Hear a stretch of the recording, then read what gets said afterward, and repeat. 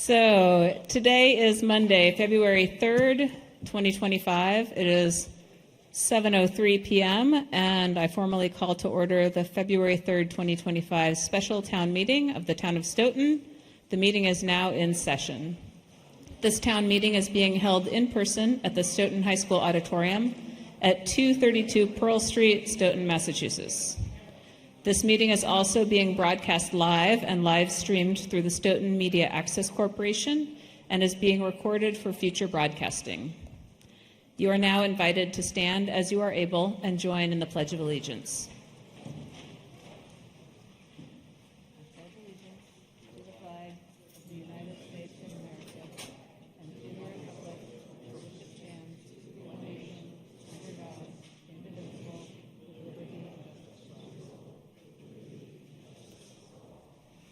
Thank you. You may be seated. So as you may have noticed, I am not Stoughton moderator Bob Mullen.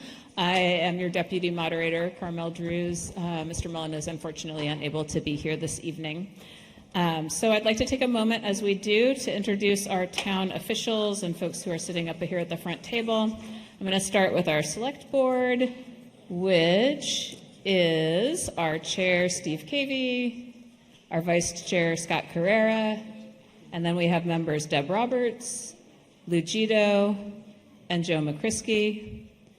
We also have in the audience members of our school committee. We have our chair, Catherine Weiss, our vice chair, Lindsay Kreschler, and members Armando Barbosa, and Chris Shannon, and we may not have Karen Powers here this evening.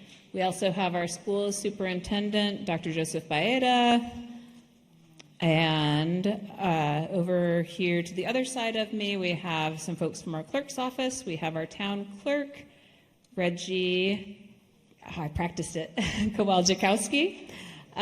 She'll be running our PowerPoint slides tonight. We have our assistant clerk, Susie Gross, who will be maintaining the list of people who are in line to speak. And we have our intern clerk, Michael Moore, who's also a Precinct 1 representative.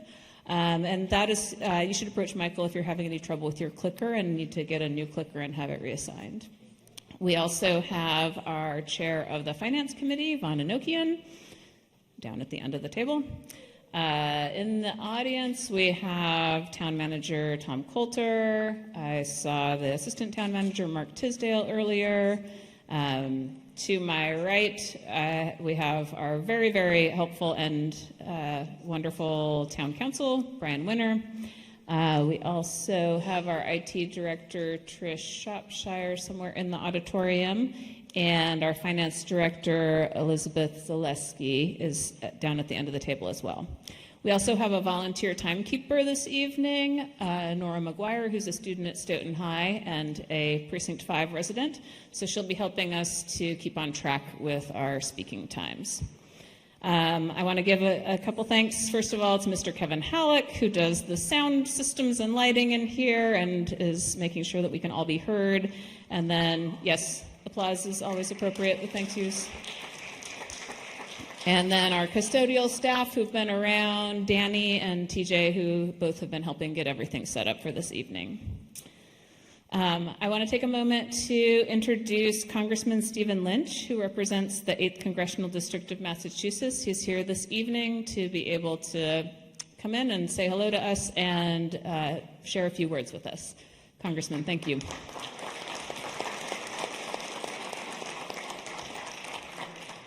Thank you very much, Madam Moderator. I took a peek at the warrant, and I know you have a lot of important work to be done here tonight. So I'll try to be brief with this update from Washington, D.C., although there's been a lot going on in Washington, D.C. First, a little bit of good news is that Congress several weeks ago passed the Social Security Fairness Act. So those, I see some people clapping on that.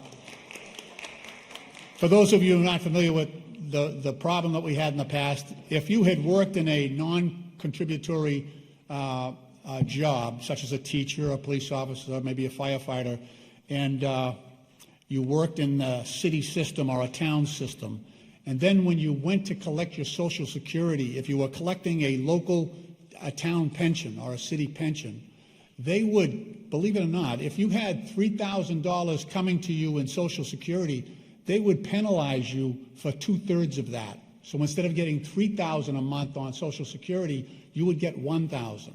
It was put in place back in the 1980s when Ronald Reagan was president and Tip O'Neill was the Speaker of the House. Anyway, for all those years, local employees on pensioners were getting denied huge amounts of their Social Security. So a few weeks ago, we were able to change all of that. On his way out the door, President Joe Biden signed it into law. We got buy-in from the Republicans on the Senate and Republicans and Democrats in the House. And so that's good news for all those people that... I'm also very happy to see that the town fathers and mothers of Stoughton used the $4.5 million that we got in the ARPA funding to fund the new fire headquarters. I know some towns have sprinkled it out in small projects all along the way, and sometimes it did not have the impact that I think we'll see in Stoughton because of, I think, the wisdom of town managers, Board of Selectmen, and others who weighed in on that issue. A little bit of bad news. Last week, you may have heard that President Trump came in and suspended all federal grants and programs, federal programs, which would have stopped funding on Medicaid and Medicare, as well as Meals on Wheels, Head Start, supplemental nutrition programs, and fortunately for us, we had two federal judges that came out and ruled that the president's actions were unconstitutional, and so the president withdrew that proposal, which was good news for all of us. Secondly, a letter went out, and I know that there are a lot of folks from Stoughton that are federal employees. Most of them work either at the Brockton VA, a lot of nurses and therapists over there, or they work in other federal, some of them work for the FAA, but some of them work at the VA in Jamaica Plains, some are at the VA in West Roxbury. So the new administration sent out a deferred resignation email to all federal employees. And I just want to clarify something because I know there are a lot of Stoughton residents that will see this on TV as well. And what the president's administration did is they sent out a deferred resignation email that said that they were doing an early retirement type arrangement for federal employees, all federal employees. So this went out to the FAA air traffic controllers about a week after the disaster in Washington, D.C. at the Reagan National Airport. It also went out to all the VA employees as well, telling them that if they just typed in resign and send it into the Office of Personnel Management, which covers all federal employees, that they would receive about 9 months of severance pay, and then they could go out and get other jobs.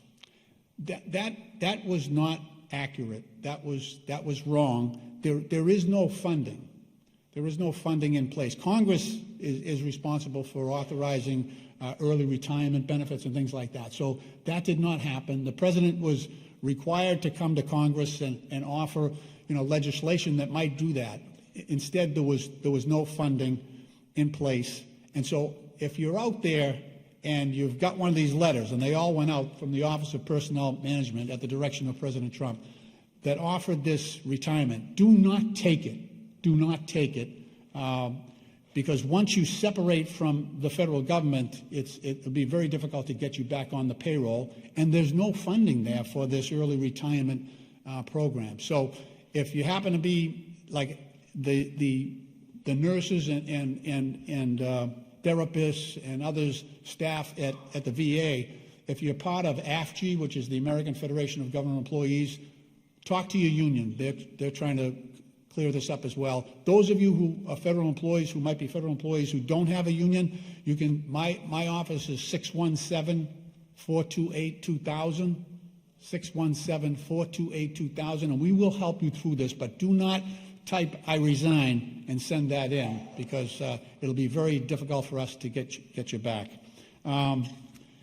Lastly, we've been working very, very hard on, there's been a couple of hospital closures on top of New England Sinai, which happened some time ago, but Norwood Hospital was closed because of a severe storm. We're working with the governor to try to find a way to reopen Norwood Hospital. I know a lot of families from Stoughton used that hospital back in the day. Also, we're working to prevent the closure of the Pappas Rehabilitation Hospital for Children in Canton. And I know there are some families from Stoughton who have kids at that hospital, and they are doing God's work there. So we're trying. I met with all of the local reps and senators. We had a meeting with the governor's people over there a couple of days ago. So the governor has said she's going to revisit the decision to close that hospital, which is great. And thank you. I know you got a lot going on, so I won't go on. There's more, but you have work to do. I just want to say what an honor it is for me to represent the families of Stoughton in the United States Congress, especially in times of great consequence like these times that we live in. So, Madam Moderator, thank you so much for your courtesy and your kindness. God bless the town of Stoughton, and God bless these United States of America. Thank you.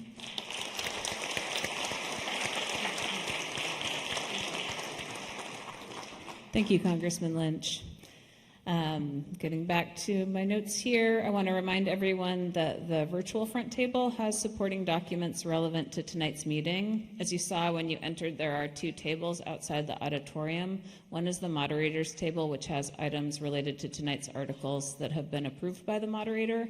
The other table is for other materials. That's a place where town employees, members of committees, or representatives can place any items that they think would be of interest to town meeting representatives. And this is probably not the case, but I will check to make sure. Are there any town meeting representatives in the room who have not been sworn in yet? It's almost the end of the year, so that would be odd, but it could happen.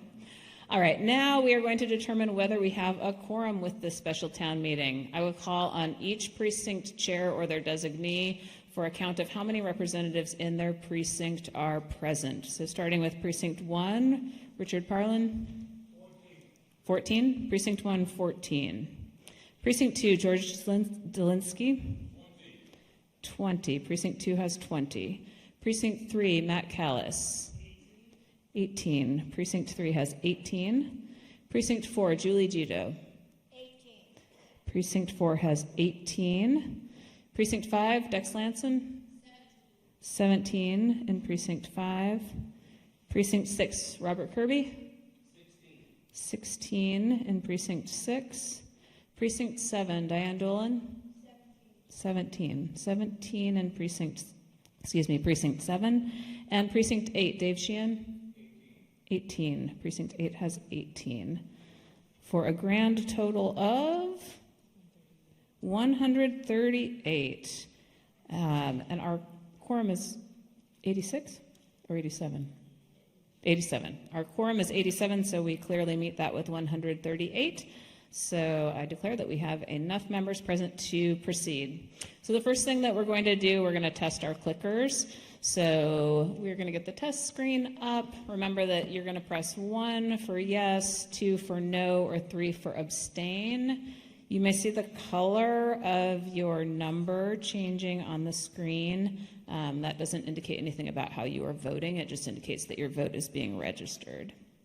So go ahead and vote now. You can vote with any of those numbers. I'm getting a battery signal on mine.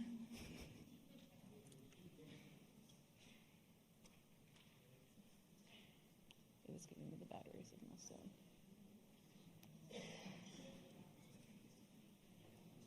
Yep, no problem. All right. Anyone, again, if you're having any trouble with your clickers or it's not registering that it's voting, come up here and Michael will help you with that. But All right, let's do it again.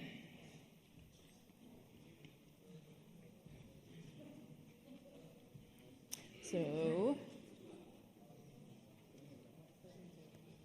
yeah, you'll get the no entry signal if there's no vote happening. But once the vote is happening, you should see it show either 1A, 2B, or 3C. Mine is working now. And like I said, you can see the color of your clicker number change, but it's not indicating how you're voting, only that you are voting in some way.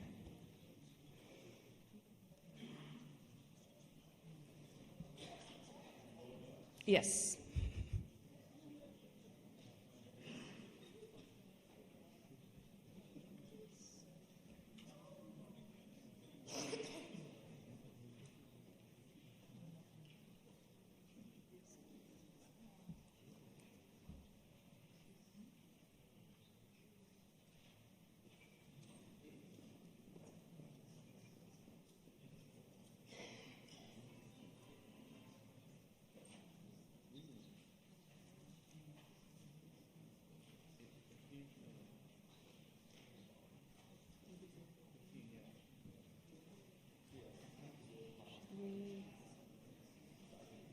Should we proceed with procedural motions?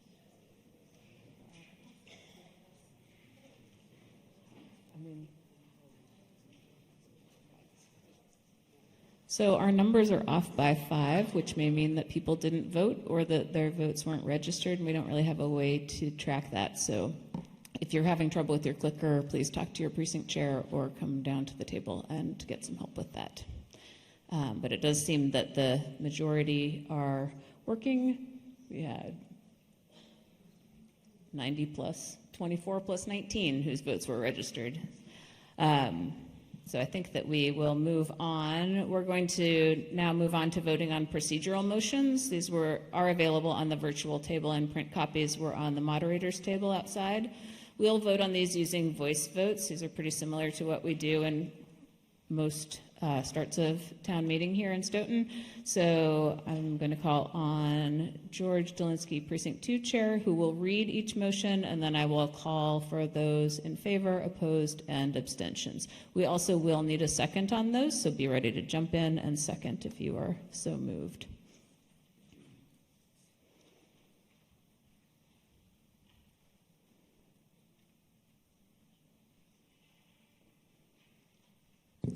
Okay.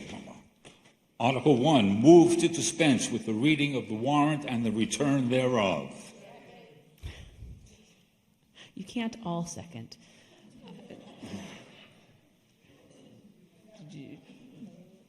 We go to number 2? So we'll take Elliot as the second on that one. So seconded by Elliot Hansen. Those in favor, please say aye. Aye. Those opposed? Any abstentions? I declare that a vote. Number 2, move to act on the articles as printed in the town warrant. Was that Carolyn? Carolyn Campbell. Those in favor, please say aye. Aye. Those opposed?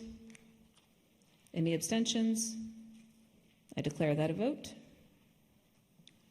Number 3, move that on matters of substitute motions, that the original motion as printed in the warrant is moved and seconded and put on the floor before a substitute motion is made, except for clerical or typographical corrections.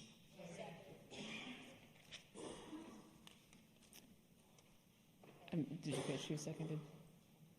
Seconded by Paul Murphy. Those in favor, please say aye. Aye. Those opposed? Any abstentions? I have no doubt that that passes and declare that a vote.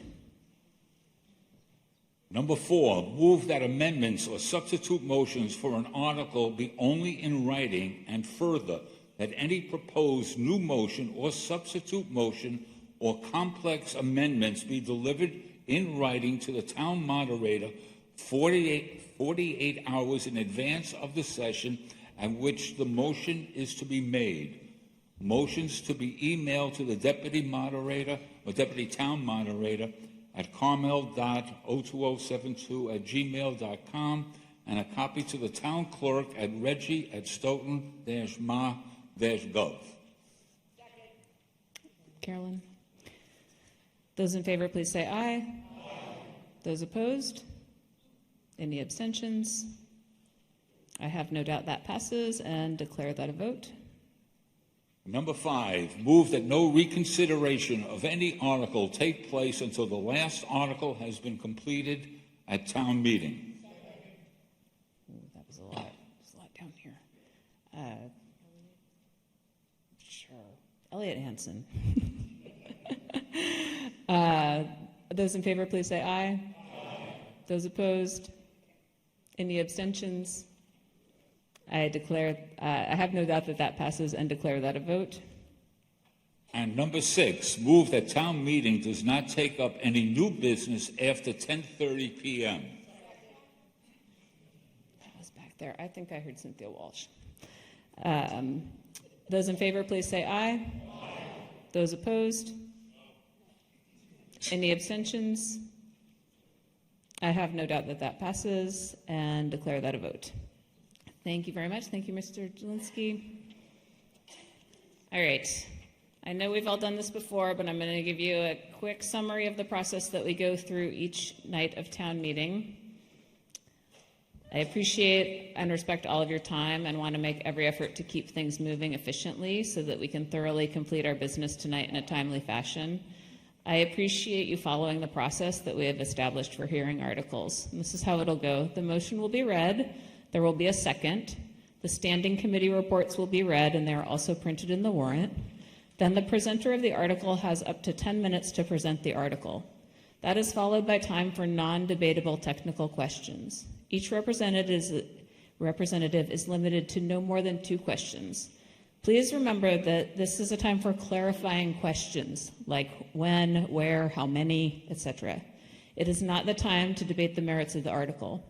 Please do not include your opinion of the article with your question. Save that for pro-con debate. Please do not provide an extensive introduction to your question. Begin with the question, and if the presenter needs more clarification from you, they will ask for it. That is followed by pro-con debate. Each representative who wishes to speak may have up to 3 minutes to present their views on the article during this section. Remember also that you can let your vote speak for yourself. It is not necessarily helpful to have repeated comments that echo the exact same sentiment. Following pro-con debate, the article presenter may give a brief, maximum 3-minute summary if they wish, and then we vote. Note that we do our best to call on people in the order in which they approach a microphone, but please be forgiving as sometimes it is challenging to visually monitor all the microphones at the same time. I also personally apologize that even if I know you well, I may forget your name because I'm paying attention to a lot of things tonight, so I apologize if I do not call you by name. Also, in the interest of time, it may become necessary to reduce the number of questions or the time for each speaker during pro-con debate, which is within the moderator's discretion.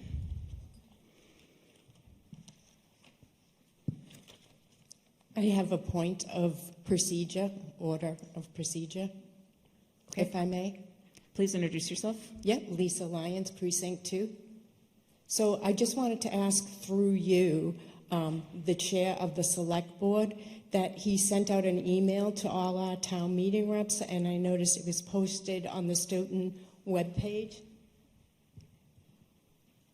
It's something new that I have seen as a town meeting rep and have asked a lot of other town meeting reps that it's not usually seen.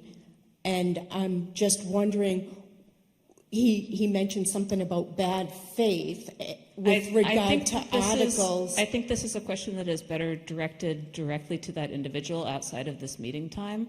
Well, this is for residents who have asked me about the procedures at town meeting. I would encourage you to take those questions. I, as a town meeting rep, am asking, with regard to procedures, why that is being presented when we have petitioned articles that residents on contentious issues that are residents are very concerned about. So I myself don't understand.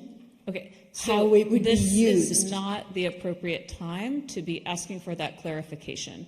That is Excuse something me, that you can excuse take me. directly I'm a town to the meeting rep. individual in question, because our focus tonight is to address the 4 articles that are in the special town meeting warrant. And This email went out to additional all questions town- about procedure can be directed to the person who sent the email Well, or I'm a made the town meeting statement. rep, and on behalf of my constituents, I'm asking for clarification on Under those the procedures. advice of town council, we're going to proceed now to take up Article 1, which is in your warrant, which mine is not open, I apologize.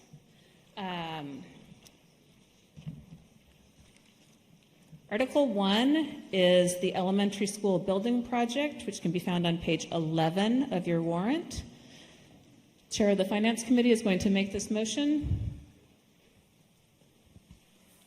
That the town of Stoughton appropriate the amount of $112,157,888, which is in addition to the $1 million that was appropriated for feasibility study costs on December 8, 2021, special town meeting, Article 5, and supplemented on May 17, 2023, annual town meeting, Article 67.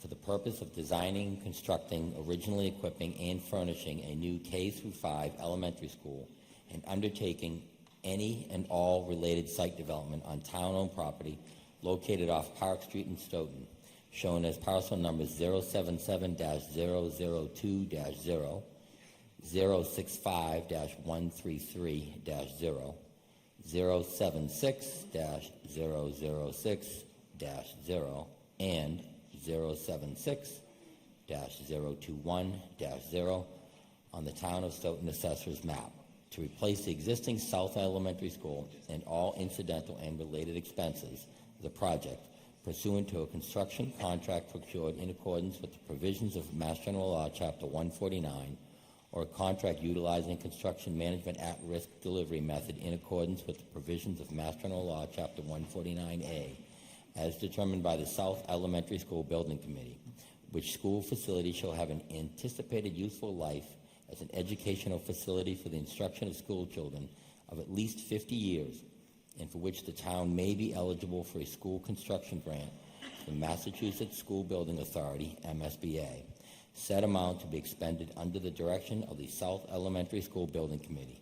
To meet this appropriation, the treasurer, with the approval of the Select Board, is authorized to borrow said amount under Mass General Law, Chapter 44, or pursuant to it, and other enabling authority that the Town of Stoughton acknowledges that the MSBA's grant program is a non-entitlement discretionary program based on need, as determined by the MSBA, and any project costs the Town of Stoughton incurs in excess of any grant approved by and received from the MSBA shall be the sole responsibility of the Town of Stoughton.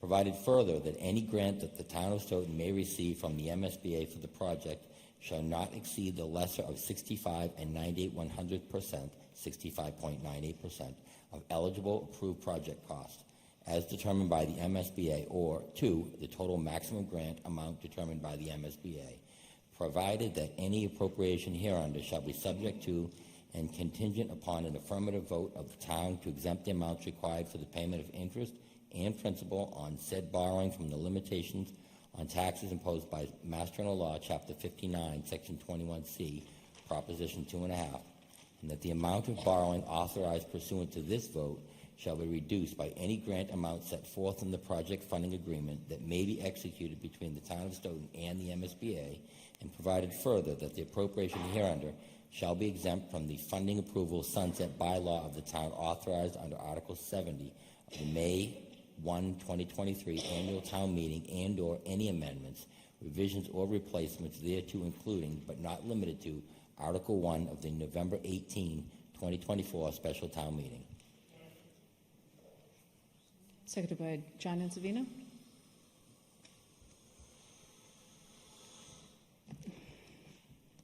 Thank you. Now, committee reports, please. The Finance Committee. Finance Committee voted 9-5-0 to recommend to town meeting Article 1 as written in the warrant.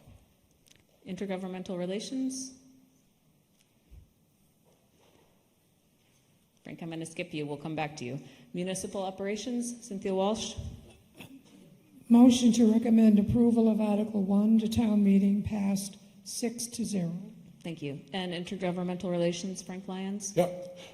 Yeah, it passed unanimously, and to recommend it to town meeting from intergovernmental also. Thank you. 6-0. Thank you. Now we'll have 10 minutes of presentation from Dr. Joe Baeta and TJ Recupero, who's the chair of the building committee.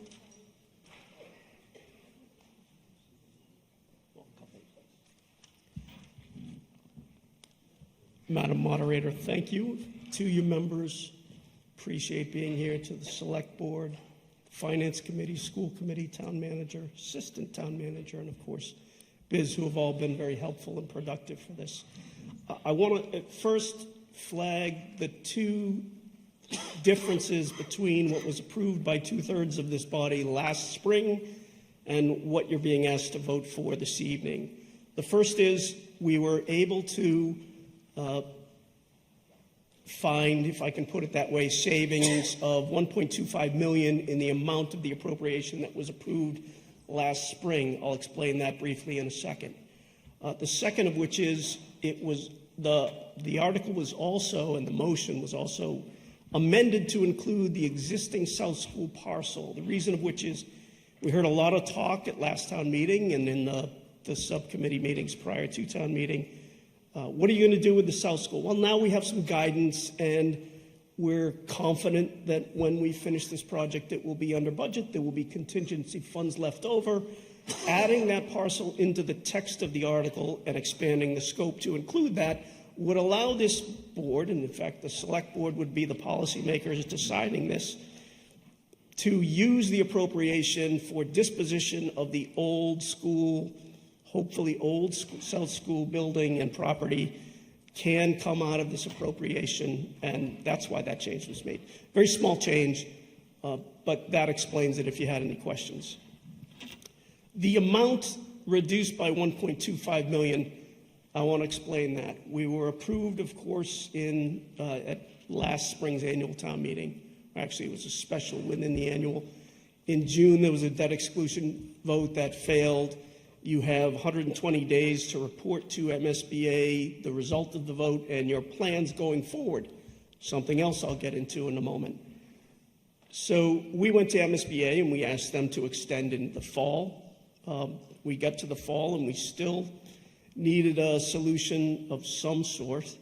So we asked them, through Herculean efforts, by the way, of the town and the town manager, who I'll be forever indebted to for, I think, saving this town quite a bit of money and quite a bit of work product that has gone into this, in order to extend us out until April for a new vote, the April town election, which accomplished two things. First of all, it was not a special election, so that there would be no additional cost. And second of all, it allowed us to fully educate the public on something that we were hearing consistently people had questions about. Fair enough. Fair enough. It's a very complicated project. I'm here to tell you all about it if you have questions. But having said that, I want to explain what we were charged as a building committee to do. Madam Moderator, I promise you I won't go over 10 minutes, but Dr. Baeta behind me certainly has enough to say himself. But the building committee is appointed, any building committee is appointed, not to come before town meeting or the town voters and say, we have this wonderful school that we would like you to pay for, and we'll build it for you. That's not the charge. The charge is to say we have a facilities assessment. It has identified these problems. Bring us a solution. That's the full charge of the school building committee. Study all angles of it. Study the different sites, the possibilities, the cost, because a cost-effective solution is in the regulations for the MSBA's approval. Study everything in what they determine as a year-long, typically year-long, feasibility study period. Come back to us with a report through, and I'm sorry I didn't introduce them, DRA, the project architect, and of course Vertex, the OPM, Carl Franceschi and Eric Rubin, who are here representing those two firms this evening. So that's what we did over the course of the last, now 2 years. So when you ask a question, did you consider, I can guarantee you the answer is yes, and I'll give you the answer. But one perfect example I've heard several times is, did you consider a smaller school? Did you consider the parcel behind the existing South School as opposed to the Park Street access, which we can get into the details of the project. I'm assuming that everybody knows what the project looks like, where it's coming in on, all the details. But I will tell you this, we considered a compact design, more of a square building right behind the South School, costs the same as what we're proposing. We had two options to do about a 300 student, and when I say about, it has a design enrollment number. 215 students was our design enrollment for a smaller school, single school replacement, 515 for a combined school where we would close the Wilkins, combine the two, and build a school that could service upwards around 600 students. Dr. Baeta can tell you more about that. We chose this. We took advantage of economies of scale. We knew we'd have two elementary school projects in the foreseeable future. We could build one school. It had one gym, not two, one cafeteria, not two, one athletic field complex, not two. We combine all these things. We take advantage of economies of scale. We can build one school for essentially the price of two. The construction cost of one school is about $65 million. Two schools is about $85 million. You adjust what would be inflation, a point I'll get into in a second, and then I'll pass it off, I promise you, Joe. We could build this now for $85 million, the construction cost I'm talking about, what it costs to put bricks and mortar in the ground, versus two schools, which we know one of which would cost $65 million, construction cost. We were saving you money through our feasibility study process, studying all options. We said to MSBA and the town meeting last spring and Oregon tonight, this is the best solution for the town. And I'll stand on my head telling you that this is the best solution, regardless of the vote in April, and the vote tonight, of course, also. But I don't want to go on. The cost of which, the only change in the cost you will see is, about a week ago, I asked the town manager, and of course Biz, if we could update the estimate that Hilltop Securities had done for borrowing the money that we were asking for, and they were good enough to chase that down. I can't thank you enough, because I sort of casually follow what the municipal lending markets are doing.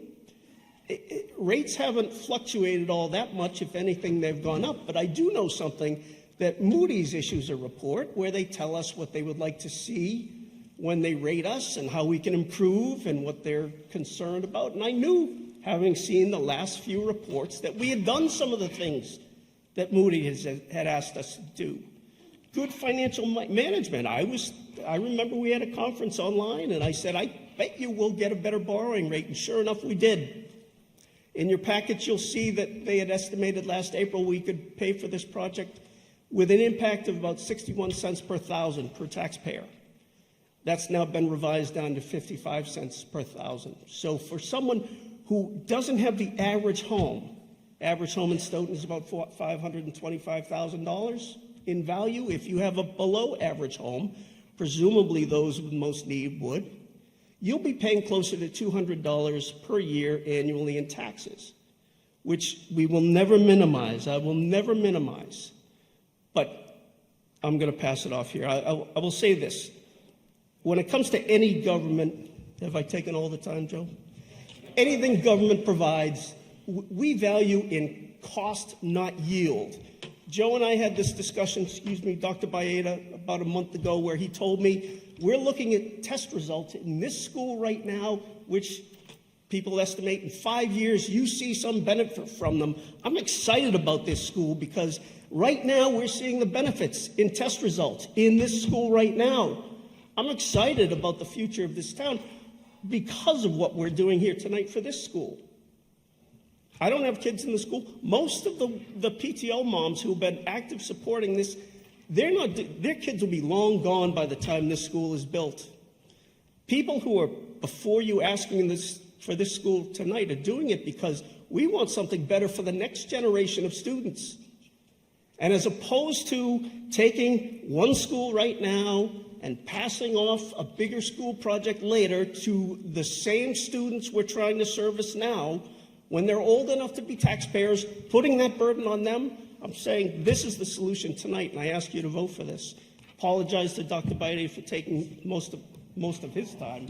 Thank you. In the interest of fairness for all of the articles and sticking to our 10-minute presentations, I really do want us to hold to this time. And I do appreciate both of you being here tonight, but I want to acknowledge that town meeting representatives and members of this community have had many, many opportunities to learn about this through forums, through the committee hearings, through last fall's special town meeting. And so I do believe that we are fairly well informed about this. And if there are questions for the presenters, now is the time for non-debatable technical questions. Remember to please keep your questions focused on clarifications related to this article, and not to include your opinions during, not to include your opinions regarding the article during this section. Please make sure that you identify yourself when you are at the microphone. Paul Demuse, Precinct 2. To the dynamic duo, I've learned a lot through this about redistricting. There could be a school in your neighborhood that your kids won't necessarily go to. All the different costs, all the different types of buildings and so on.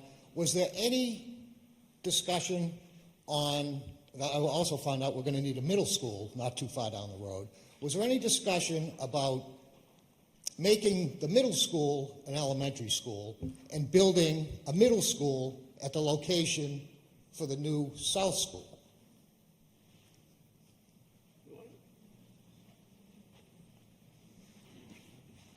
Joe Biter, my last speech was my best at town meeting in all the years that I've been speaking.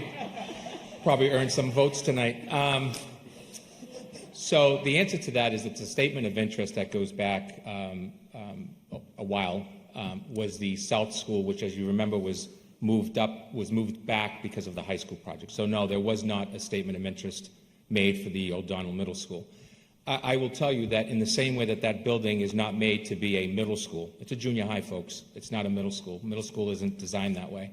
That school would not suffice for an elementary school either.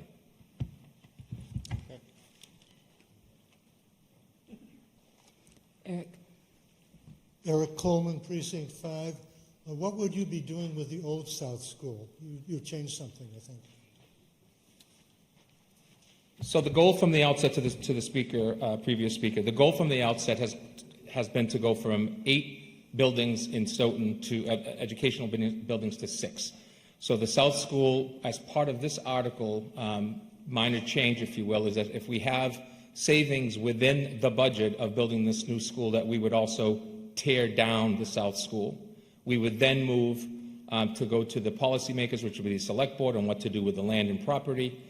And then lastly, the Jones School would come offline, and the administration and preschool would move to the Wilkins Elementary School. Thank you.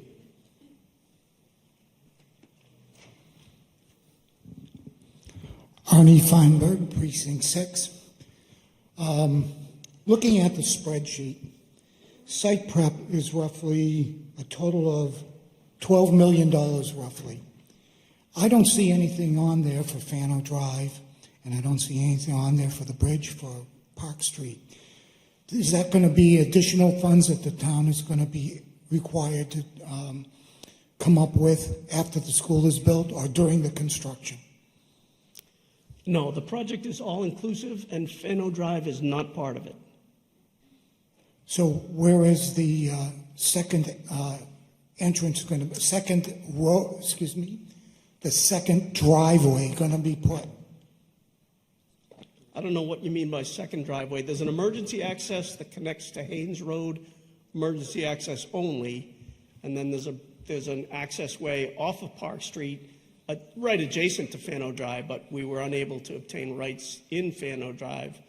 So there's an access off of Park Street onto the school. There's no additional cost beyond that, and there's no plans to pave or or improve Fano Drive through from Park Street to Sumner Street. And that hasn't changed. Janice? Janice Esdale, Precinct 5. Through you, Madam Chair, but I'd like to know, and if you can answer this question, how much money have we already put into this project from the hiring of the architectural firm and the work that they had to do with their schematics and whatever else? I'm assuming it's quite a bit. It's the approved $1 million for that entire process. That is no money above that. It's that up to $1 million is what's been utilized. So we haven't expended that money yet? We have. No, we have. Oh, we have, okay. We have. Okay, so just, if I may, just make one other. So if we were to throw this down, all that money that we've already spent will just go poof? Is that right? Yes. Thank you. Dave Lurie? Okay, David Lurie, Precinct 6. I received in the mail a letter December 15th from the town manager. It included a packet which was the summary statement of the Elementary School Building Independent Working Group. And on page 11 of that document, it says at the top, based on the Hilltop Securities review, this project will cost approximately $4 million per year and would remain level at this amount over a 30-year note.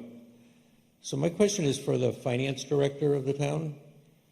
I had a question about how much we spend currently in debt exclusion for the high school that we're in now.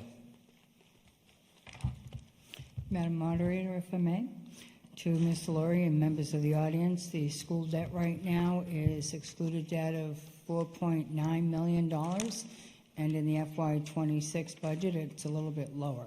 So that's what we pay right now. Our total excluded debt that's due on the school is $54,450,954.56 is the value outstanding on that project. Okay, and my second question, also through you, Madam Moderator, is on this statement here.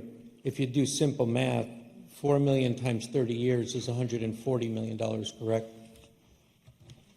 I'm sorry? If you multiply 30 years times 4 million, the math that I came up with was 140 million. Is that correct? Or is it 120 million? I'm not really sure what point you're trying to get to on that. Well, what I can say is that our outstanding debt 120 million. as of June 30, 2024, is $143,042,216, and out of that value, we have outstanding for debt excluded for the school, $54,620,000. Fire debt excluded is $12,490,000. Our general debt, which is inclusive of the CPA, the water, the sewer, and all enterprise funds remaining, is $49,376,581. All right. And that's our current debt as of June 30, 2024. As we enter into this next phase of the school project, it was requested that we get an update as to what our debt could be going forward. That information was provided to TJ Recupero and the school superintendent, the town manager, and the chair of the select board, and that shows the update as far as what could be out there for All right, debt. but the town owes 4.9 million. Sorry, Mr. per Lurie, year. you've already asked your two questions. I'm just asking. She said 4.9 million. I just want to make Mr. sure. Lurie. I want to make sure through you, Madam Moderator, is that what she said, 4.9 million? I want to make sure I heard it right. All right. 4.9 that's million the per figure. year on this school until the end of the term, which is 2037. No. Do you have? That's the current debt that we have on the book for fiscal '26. It does not include future debt. Let's see, so total estimated debt service 2026, it all depends on how much we have to borrow. Because it is an MSBA project, we have to authorize the total amount of the $112 million. Our estimated borrowing, our debt service, would be at $65 million was our first request. The estimated bond interest is 4.25% each year, and this goes from 2026 to 2055. The principal and interest range at level funded on this particular value, which is subject to change depending what the body would like to do, it is $3,872,500, and that goes up and down. The final figure in 2055 is $3,872,888. Thank you, Madam Member. Next is Lisa Lyons. Hi, Lisa Lyons, Precinct 2. So my question goes to the November 12th executive summary working group document, where in the first paragraph it says the South School would need to close in the next couple of years. And then in the very next paragraph it says, but if we build this huge overpriced school, that the school could stay open till 2030.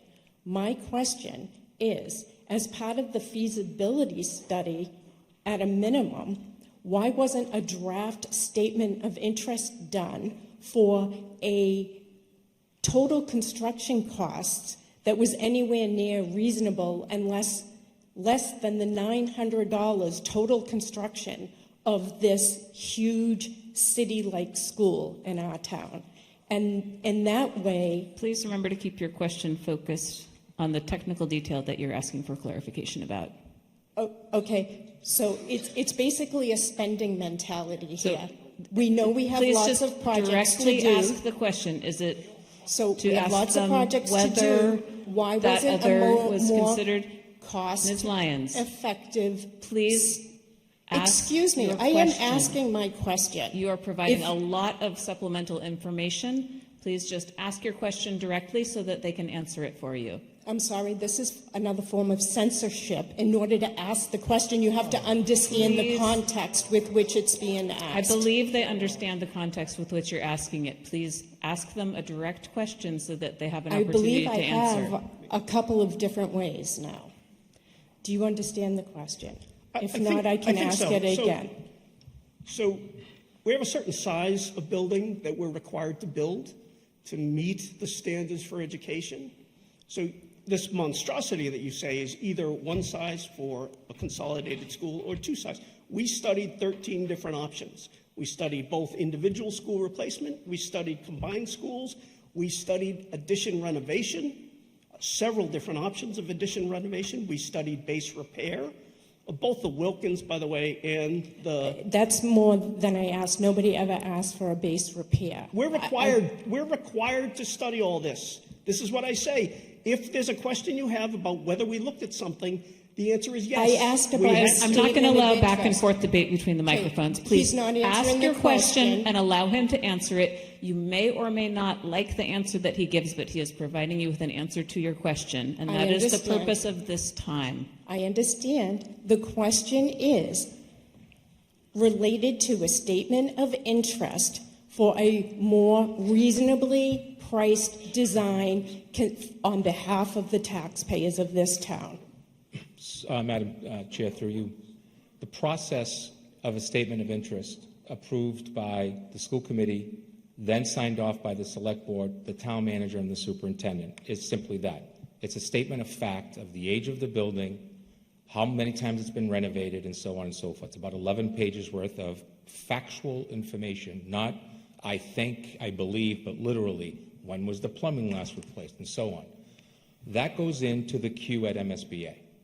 MSBA then decides, is this a project that we want to take on at this time? Is it relevant? Out of the 60 to 90 applications they get every single year in the Commonwealth.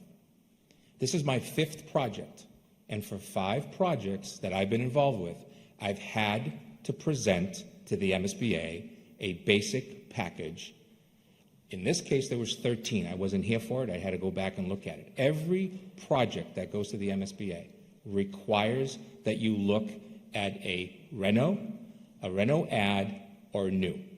Every single project. Then you get a letter back that's on the website. It's about 6 pages long. They review every single option that they received from the building committee. In this case, I believe it was 13. Those options have the renovation, general, if you will, square footage, what does it mean, so on and so forth. That was done for 13 different building options for this district. From there, the MSBA reviews what is the most cost-effective and best way. The South School's biggest issue is it is not ADA compliant. You would no longer be able to build for 300 as a reno addition, because you would have to be cutting out parts of that building. An addition or a renovation is you keep up the 4 walls. A renovation is you're adding something. So we knew right off the bat, in writing, to the MSBA, approved by them, that the renovation was not an option. That's in writing. And then second, they looked at reno addition. That wasn't seen as a cost-effective 50-year plan for that building. So then they looked at multiple sizes of the buildings. I believe the building committee at the time extended this to look at the consolidation, if you will, which has become more of a consolidation than before because we're now looking actually to shut down the Jones School as well.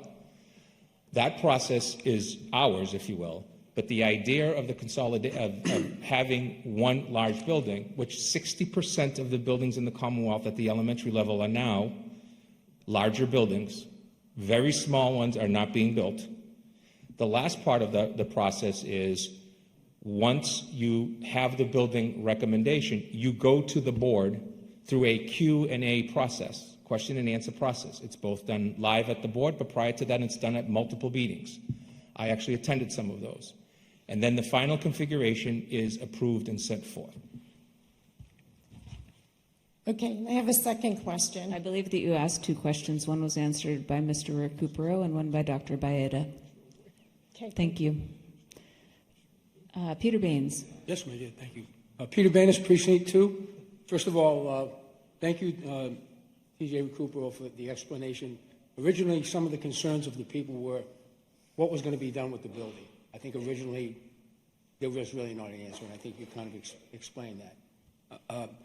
The question I have is I asked a couple times about the possibility of the single building, and Superintendent Baeta explained everything pretty clearly, that the MSBA has certain ideas that they want to follow. I was curious about, was there really, in fact, and I had down there was 12 sites, not 13, but was there ever consideration, someone said something about an easement, okay, to not be able to build up by the ball field and everything. And could you maybe give me a little explanation about that?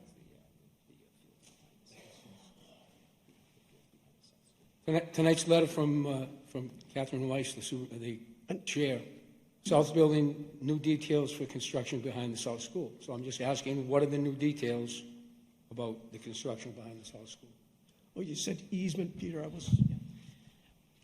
The Catherine Weiss School Committee Chair. We looked at the area directly behind the South School, so using the property that extends beyond there. There are a couple of limitations to that. One is there is no access to that portion of the property except via the current South School site, which meant having large construction vehicles roll through the playgrounds and the very small parking lot and pick up and drop off lines as it was. So the access was an issue. The other is, one of the other ones is that there is a ledge back there. So the design of the building had to accommodate the very difficult topographic limitations of that. There is a power line that runs across that property, which limits the ability to use the back half of that property. There are also wetlands up there. In fact, that's one of the issues with the current South School site is the drainage So that was definitely an issue. And yeah, there were just a number of limitations to that. I know we actually designed about the DRA provided us with the design of an option, both a 300 and a 600 student option, and it just didn't fit the educational plan. It had the gym in the middle and ringed by classrooms, and that was not what we were looking for in terms of the educational plan that we had presented to the MSBA. So there were a number of reasons why looking behind that site just didn't work for us. Okay, thank you. The other thing I want to just mention is that it's been brought up previously about... Please make sure that it's a question. It is a question. The original vote of 45% to 55%. But the question basically is, we set up this elementary school building independent working group, okay? And I think perception is everything, and there's some pretty serious perception about how that whole thing worked, okay? And my question is, do you agree or do you not agree with the MSB changing the rules as it goes along, doing away with model schools, kind of holding the money and the carrot in front of you? Isn't that part of the reason that we're going with it, because they're going to give us all this money? But I don't think there was ever another option. And one of the statements in the big packet that we got, and they wanted to know what would the proposal be for the single building. Well, you explained to me just now, I guess, why there wasn't another proposal, and I guess we have to just accept that. But it doesn't seem that we even considered going in. Please remember to keep your views to the pro-con and ask your questions here. Okay. Thank you. Well, I just asked, what's the general consensus of the taxpayers and the town meeting members about this elementary school building independent working group? Perception is everything. And I think that's not directly relevant as a technical question related to this article. I think that is probably a good question to bring to the town manager for conversation at another time. Okay, thank you. Madam Moderator, though, I just heard that we didn't consider that single school option, and we did. Well, she explained that to me, so I can accept, but we never had those details before. We did, Peter. We did. I would like to limit the cross debate and encourage folks to please talk to each other outside of this space, right? We have so many members of committees and town employees, and they really do want you to come to them with these questions in real time and not wait and ask them on the floor here. So okay, well, that's never been a problem for me. Thank you. Thank you. Bob Cohn. My question is, when the school is built, what are we going to do with maintenance? That seems to be a problem with the schools. It's a brand new school. I'd just like to know what is going to be done. When the school is done, I hope we have a maintenance. Madam Moderator, through you to the Speaker, first and foremost, we do have an active master plan. Second, thanks to you, we will have a capital plan for the district, all buildings. And then the last part is we now have a very clear and clean preventative maintenance program that Stoughton Public Schools has been adhering to for the last few years. You can see it in our budget presentation on what we're trying to do with our HVAC systems, all of that stuff. I will speak, and I spoke to the speaker earlier today. The biggest concern in the Commonwealth of Massachusetts is something called low bid, and that means you get what you get. And unfortunately, in projects, it is what it is. My colleagues in the private sector don't have to go do that. I just had a recent colleague of mine, president of a local high school, who doesn't have to go through low bid. They pick and choose what they really, really want. We're not. We have to go through that process. So we have to do as much of pro work in the beginning as possible about the products that we are purchasing than ever before. And then second, who are the right people to work on those products once a year out, the warranties are gone. That's as important as well. You answered part of my second question. Low bidder means you get just what you asked for. Low bidder junk. And some of these buildings that are put up, this is the time for questions, please. I want to make sure that the architect... Please lead with your question. When the general contractor comes in, I hope you people watch what goes in these buildings. That is not a question. That is a statement. Seriously, folks, ask questions during this time, or I will limit the time and reduce things. This is not the time for opinions and pro-con debate. This is the time to receive technical clarifications about the article on the table. Elliot Hansen. Elliot Hansen, Precinct 1. Two questions, real questions. Thank you, sir. Is it possible that building could be repurposed, and if not, would the town have to tear it down? Is there asbestos in it or anything like that? Yeah. So that's a policy decision for the select board at the time. We have, all we can do, actually, school committee will decide to give it back to the town. This body has to decide to transfer it. I don't want to invade on town council's job, but there's a process to it. Eventually, it ends up with the policy board, the select board, to decide what they want to do with it, and then they can decide to tear it down or not. But the article was just amended from last spring to allow the funds to be used for that purpose if the board decides to do that. Frankly, I can give you a half a dozen reasons why you wouldn't want to tear it down, but that's a different discussion for a different day. And thank you for the school building folks too, all the work you did do. Regardless of what my feelings are, there was a lot of work that went into this, so I appreciate it. Thank you. Marina? Marina Ryans, Precinct 7. I have a question about MSBA grant. We've heard so much about it, but it's not really 100% confirmed. There's no contract, or it's not sealed that how much we're actually getting. Yes. We may end up,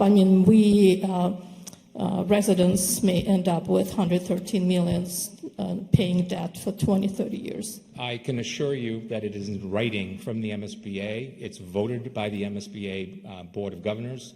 It's supported by the state treasurer, and those funds have been put aside for the town of Stoughton. It's just the continuation of misinformation against this project. That's a misinformed statement that you're making. It's in writing. It's on this MSBA website. You can go there, look at the date that they voted, and they put the money right in there. I did. So, second question. So going forward, and even for this project, we really didn't have to go with MSBA. If the project was reasonably priced and covered by the town budget, we have enough money. We don't have to be dependent. Wait, please remember to ask a question. Okay. The Start question with your is, question. Thank you. So we don't have to go with MSBA, the school. The school can be priced half of what we have today, and we don't have to go That with sounds MSBA. very much like a statement, not a question. So we didn't have, correct? That is not a question. Thank you for your time. No, Thank my you. question is, we didn't have to go I'm sorry, with MSBA. you've spoken No, over I'd me like to multiple hear times. this- I'd like and to we're hear not this going to approve answer. another question. No, ma'am, you had your opportunity, and you did not ask a question when I invited you to do so. Thank you No, I very did much ask for a your question. time My and for your interest. question is yes or you no. You did not ask that question. You So made I several think you're trying statements. to, you made several statements do of not your let opinion, people answer which that is question. not the same as because a there is an question. answer to that, and the answer is Thank yes. you. Thank you for your time. Our next at the microphone is Jerry McDonald. Good evening, Jerry McDonald, Precinct 4. Madam Moderator, I'm wondering if this is the appropriate time to introduce a proposed substitute motion.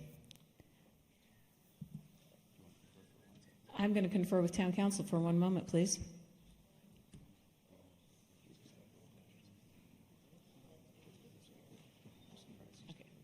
Town Council is recommending that since we have only 3 more people at the microphone for technical questions, that we hear those 3 and then hear from a proposed amendment. Will that work for you? Very good. Thank you. Pat Colburn. All right. John Rock. I guess I should take this off. Hi, John Rock, Precinct 3. My question is, I'm not sure I heard it. If we built a smaller school to accommodate about 300 students, what would be the estimated cost of that?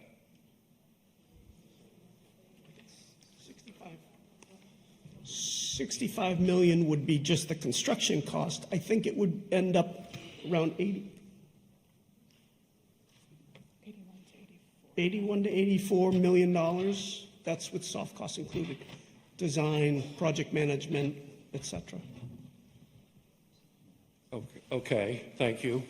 And if we did that, would that meet the enrollment needs for our elementary students in the town of Stoughton for the next 20, 30, 50 years? Through you, Madam Chair, to the moderator, to the speaker. Our enrollment this year increased 79 students alone. We're up 300 students in 3 fiscal years. That has nothing to do with any shelter situations, by the way. Added to that, that building's currently at 308 students. It's built for just around 215. So that tells you something. It does not comply with issues such as the library is now a classroom. The library is now in the hallway. The specialized classroom spaces that we have there are built out. We have closets that are being used for counselors, psychologists. We have a nurse that has no privacy whatsoever. It's a building that's not made for the times that we are in and the issues that we deal with students.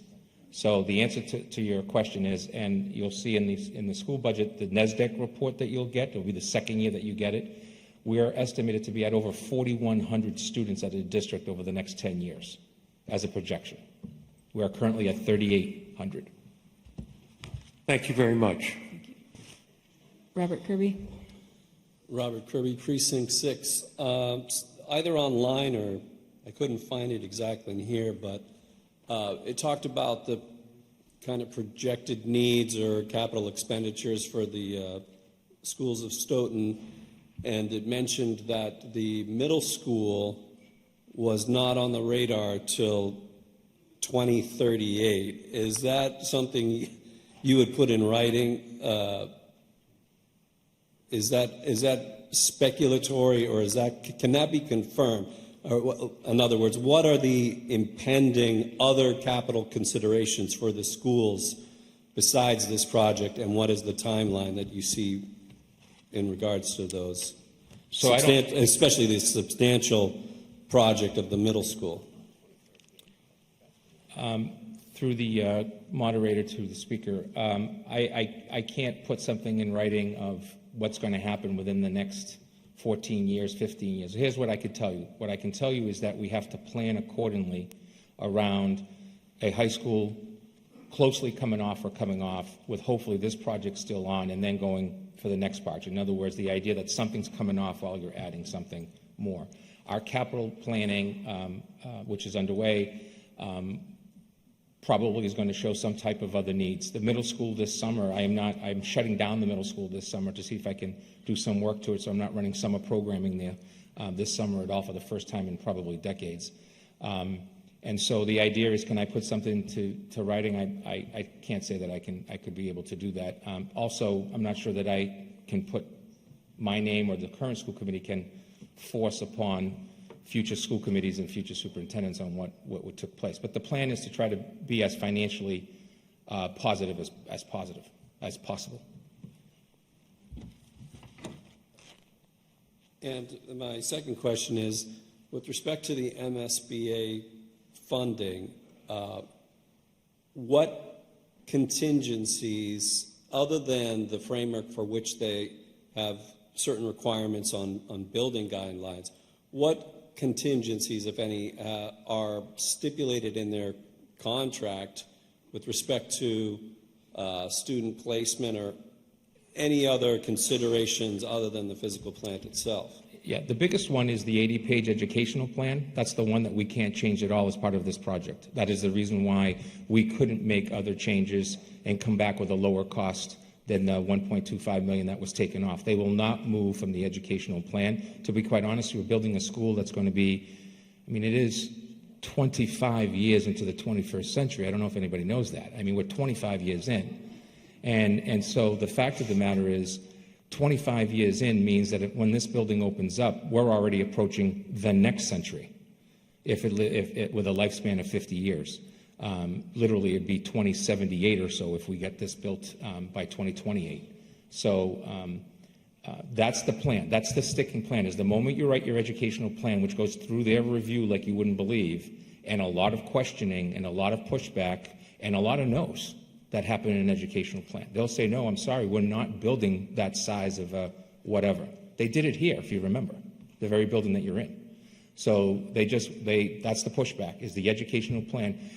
And lastly, maybe outside the scope of this question, but real quickly, the reason why MSBA wants to consolidate, if you will, buildings is MSBA does not want to continue to just build elementary schools in Stoughton. It's that simple. The math is that simple. They don't want to have another new school coming back because the costs of these buildings are only getting more expensive every single year.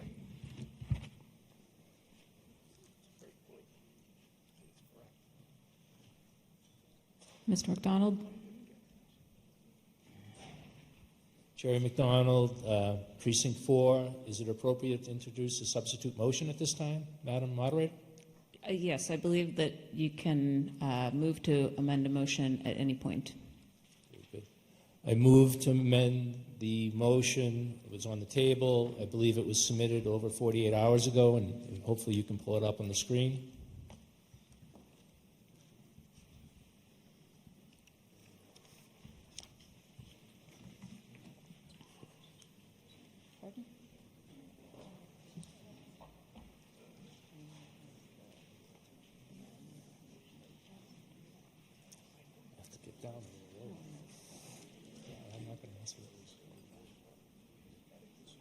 Out of care for everyone's vision, we have only placed the additional language on the screen because fitting all of this onto the screen was going to make it impossible to read. So if you picked up the proposed amendment on the moderator's table, it's the area in red text.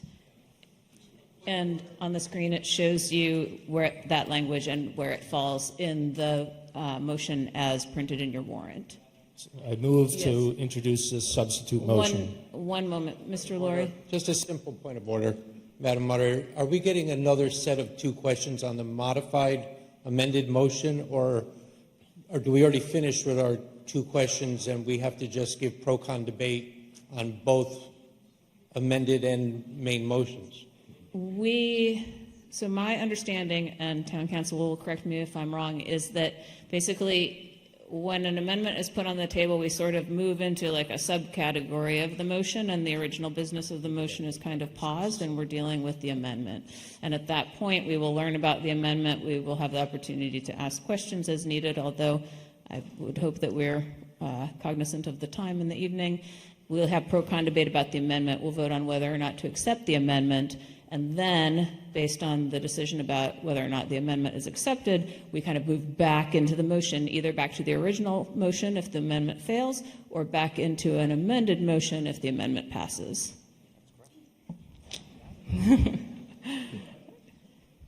Thank you. So, Madam Moderator, again, Jerry McDonald, Precinct 4. I've been asked by a constituent to introduce this motion tonight, and because I'm so positive about this school and want it to go through, I agreed to do it. So the motion is as written and submitted. Would you be willing to read the language that you're proposing to insert, please? You want me to read the whole thing? Or? No, I would like you to read only the language that you are proposing Very to good. insert. So about 10 lines up, it says the total maximum grant amount determined by the MSBA, and adding, and to offset the town's portion of the debt exclusion, no less than 50% of the new growth from the Stoughton Logistic Park shall be used to reduce the tax levy by said amount until such time the debt has been paid off. That's the additional language. So this motion is on the table, which requires a second. Second. Ooh, that was a lot. Did you catch? Which Bob? Bob Cohn, did you second that? Oh, right behind him. And again, I just wanted to say I'm for the school project, and I'll defer to John. Wait. Oh. Save it for pro-con. At this moment, I understand that town council would like to share some information relevant to this proposed amendment. Yeah. Thank you, Madam Moderator, and through you to the meeting. As I think everybody knows, my role here as Town Council is just to comment on the legality of actions that are before the meeting or motions, not on policy, but just on the legality. And so I wanted to make a couple comments for the benefit of town meeting with respect to this proposed amendment that's now on the floor for you to vote on. My first comment is that, as I think you're all aware from the several presentations, the MSBA prescribes a form and has vetted the form of the motion that's before you tonight on the main motion. To my knowledge, and the speakers at the podium or the lectern can correct me if I'm wrong, but the MSBA has not had an opportunity to review this because their language is so specific and has been through so much vetting over many months that have preceded this meeting. An alteration of that language can potentially be fatal to the article itself. That's point one. Point two is, and this is even more fundamental to municipal finance, when the town passes an appropriation and a borrowing subject to a debt exclusion, that's secured as a general obligation bond to the town, which is payable from any existing funding source, but it can't be paid through revenue streams. You can't earmark future income, like new growth, in order to pay a general obligation bond. And so the form of the amendment is not a lawful funding source. So I've conferred with your finance director. I have conferred with our bond counsel, who I spoke with on my way to town meeting this evening. We all share the same opinion, having reviewed this language. And so bond counsel will not approve this article if it contains this amendment. I have questions, although I can't confirm that the MSBA will not approve this article if it includes this amendment. And so I want a town meeting to be aware of that. And while I'm not going to go so far as to say town meeting can't or shouldn't vote, this is not a lawful funding source if it's included in the motion. And so please bear that in mind when you proceed. If this is included in the motion, it's essentially going to defeat the main motion and defeat the school project because the funding won't be there for it. Thank you, Madam Moderator. Thank you. Yep. Yes, Ms. Colburn. Pat Colburn, Precinct 4. Thank you for addressing the legalities that I didn't have to ask. What would be the solution here? Would the maker of the motion have to withdraw it? Is that something someone else can withdraw? I think our options right now would be that the maker of the motion withdraws their article or continues to present their article, and then we debate and vote on whether or not we approve that amendment. Ball's in your court, Chair. I'm going to ask John Stagnone, who recommended this, to give whatever presentation he wants under the circumstances.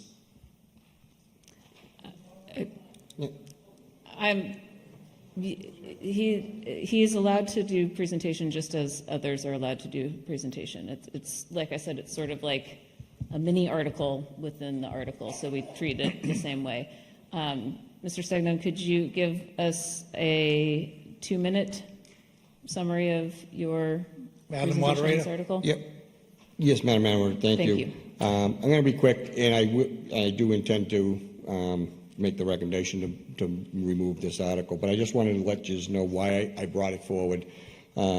Because as a previous speaker mentioned, we're talking about $300, but, for a lot of us in the room, it's not a lot of money. But to other people who are living paycheck to paycheck, that $300 added with all the other increases that they've had over the years, whether it's your trash, water, sewer, insurances, and everything else, it really matters to them. And that's all this article was more about, was to listen to the voters that were voting because they are struggling, and to hear them. And I thought this would be a way to help hopefully get this project passed and take some relief to them as well. The last thing is, the debt exclusion that I put this in for was because one way or another we're paying for a portion of this. If this article doesn't pass at the ballot and here tonight, then we're going to be looking at $22 million to $40 million price tag for modular units. And I just thought it was a fair thing to do, is to try to put some of this under the tax levy, where we have some new growth coming. But since it's been determined that this is not a way to do it, and it wouldn't pass bond council, I will remove this from the table for the town meeting's purpose of town meeting tonight, and hopefully the select board in the future will do that on our behalf. So any withdrawal of the motion would need to be made by the person who made it. Madam Chair, I moved to withdraw the suggested amendment. Thank you. Do we have to vote on that? Or? All right. Who was that second? Did you catch anybody up there? Sure, we'll give it to Paul that time. All right, we can do this by voice vote. Those in favor of withdrawing this proposed amendment, please say aye. Aye. Those opposed? Any abstentions? All right, hearing none, I call that a vote. So the proposed amendment is off the table. We are no longer discussing that. That brings us back to the main motion as written in the warrant. We have concluded the time for non-debatable technical questions, and so now we're moving on to pro-con debate. Remember that you have a maximum of 3 minutes to share your views on this article, which does not mean that you must speak for 3 minutes. And I just want to remind folks that I believe that most people in this town, or at least in this room, do have strong feelings about this, and we also have had many opportunities to share those feelings and those views, and so I encourage us to use our pro-con time judiciously, please. Who's first? All right, Pat. Pat Colburn, Precinct 4, please approve this. And then you get a reset at each time. Yeah. Dave? Dave Lurie, Precinct 6. Do I get the minute and a half she left on the table? No, I tried. It's not Congress. Don't work like that. So Dave Lurie, Precinct 6. I just wanted to say that this article, this project, has only been about how to fund a new school. Those are the only two things. Everything else that's discussed is never a consideration by anybody who's on either side of the debate. It's about getting a new school for the people in this part of town. One idea is to have it funded inside the budget, and the other one is to go to a ballot question and have it done there, in which everybody will have to pay. And guess what? How much money it is. As we heard from the working group committee, from a document sent, $4 million a year over 30 years. The very school we're sitting in tonight costs the same amount per year, except only 20 years. So instead of $80 million for this school that holds 1,100 students, we're going to end up having to pay $120 million for half the number of students. It's absurd how expensive this school is. It's absurd that we have to pay for it over 30 years, especially when there is a way to fund it inside the budget far more affordably than the way they've designed it today. So please vote against this article so that we don't have to go to a ballot question and we could stop kicking the can down the road, which we happen to have done since June 12th. We decided to kick it all the way out to here, and then by the time we get to the ballot question, it's going to be close to 10 months. Stop kicking the can down the road. Let's get to work now.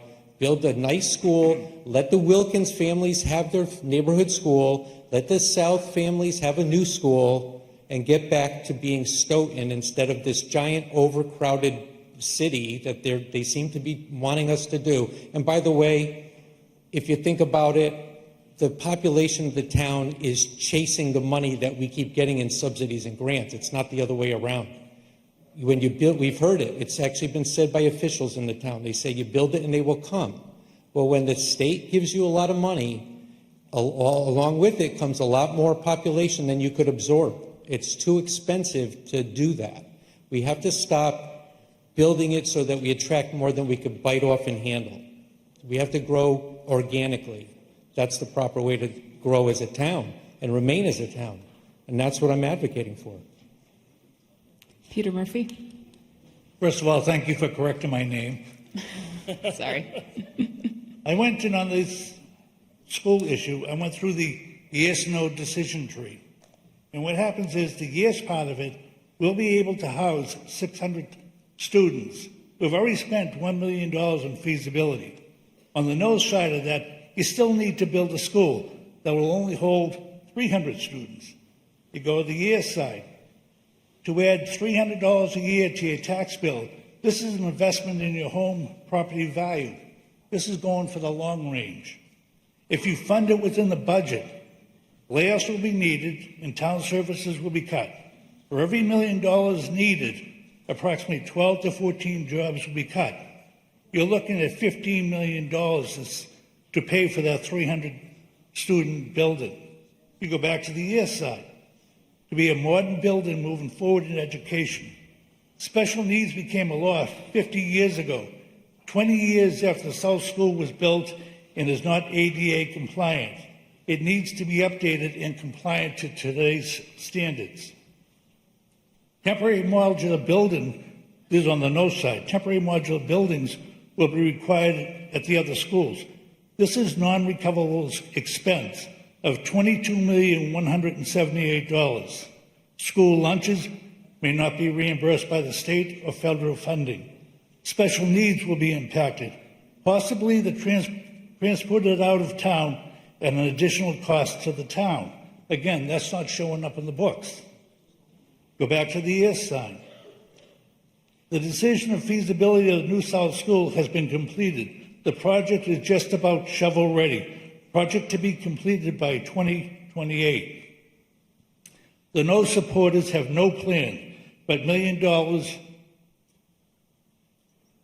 They have no plan to build the $50 to $60 million school. You also add that $22 million for the modular schools. They will have to come back to town meeting requiring money for feasibility, design, and additional cost. Maybe by 2030, before funding to build and may get approved build for only 300 students, not meeting the needs of the future, and no MSBA funding. Keep in mind the cost of living increases approximately 2.5% each year, cumulatively bringing you back to the price that we are now looking for to build a school that's ready to go. New school will allow for flexibility combining the South School and the Jones School. Close the Jones, I'm not sure if I got that right or not, but correct me on that. Mr. Murphy, your time is out. Really? It is. I had more than no things to go. I know. Thank you. I'm sorry. Thank you. Next on our list, Lisa Lyons. Hi, Lisa Lyons, Precinct 2. I'd like to wholeheartedly agree with Mr. Laurie's points, and I won't repeat them right now, but to add to his points, Fano Drive, listening to the school committee and the working groups, Fano Drive is absolutely in our future, as well as multiple capital projects. Okay, to suggest otherwise and to suggest we're only, what are we on the third or fourth manipulated reduction in cost for this project? No matter what has been manipulated to reduce that number to 200 to 420 has been the range that we've heard for this one single project. But that is not addressing every other project that we have in the pipeline here. We don't even have a capital plan due to be presented to us until July 2026. This is wholly unacceptable. We need to start listening to the taxpayers. The town meeting reps in this room who voted for it in November, they do not represent the population of this town, and we need to start listening to the taxpayers of this town. Thank you. John Ansavino. Thank you, Madam Moderator. Pardon me. John Ansavino, Precinct 4. I was the chairman of the Elementary School Building Independent Working Group, and I would just offer to you, if you want to see what the report was, please use the latest one. It was completed with the information we had as of December 9th. It was completed on December 16th, and we know there have been some changes that have come about since then, such as the Hilltop doing a new rundown, and it's now considered to be 55 cents a thousand instead of 61, a 10% reduction. So when you want to look at numbers, please look at the latest ones. I'm fully in favor of this. I hope you all vote for it. We've already had it delayed a year now. So I just urge you to vote for this. This is what's going to address the needs of the town. The MSBA has not approved a model school since 2012. They're relooking at the whole process for that. And part of that is because they've come to realize that the educational plan is a very important thing to take into consideration when you want to build a school. So consider that you're going to get rid of the two most costly schools that you're running between the Jones and the South if you do go forward with this project. Again, I just urge you all to vote in favor of it. Thank you very much. I'm sorry, we don't know your name. Hi, Phil Connors, Precinct 2. Madam Moderator, this is the third time this body has debated this, and my mom is watching my two kids, so I'd like to move the previous question.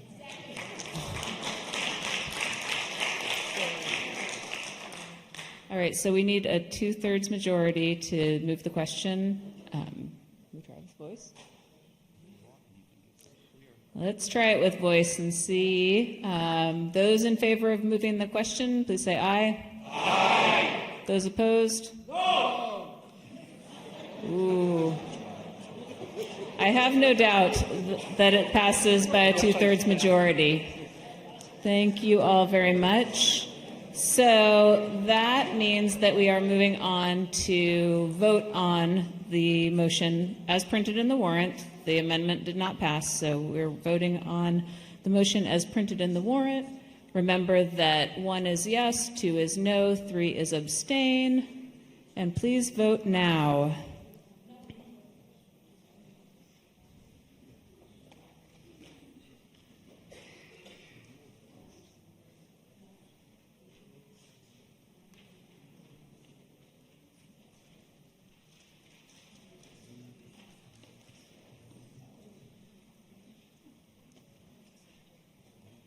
Motion passes 110 yes, 28 no, and 0 abstentions. I declare that a vote. It passes by a 2/3 majority. 28. All right, so moving right along to Article 2, which is a petitioned article that can be found on page 13. Who is making this motion?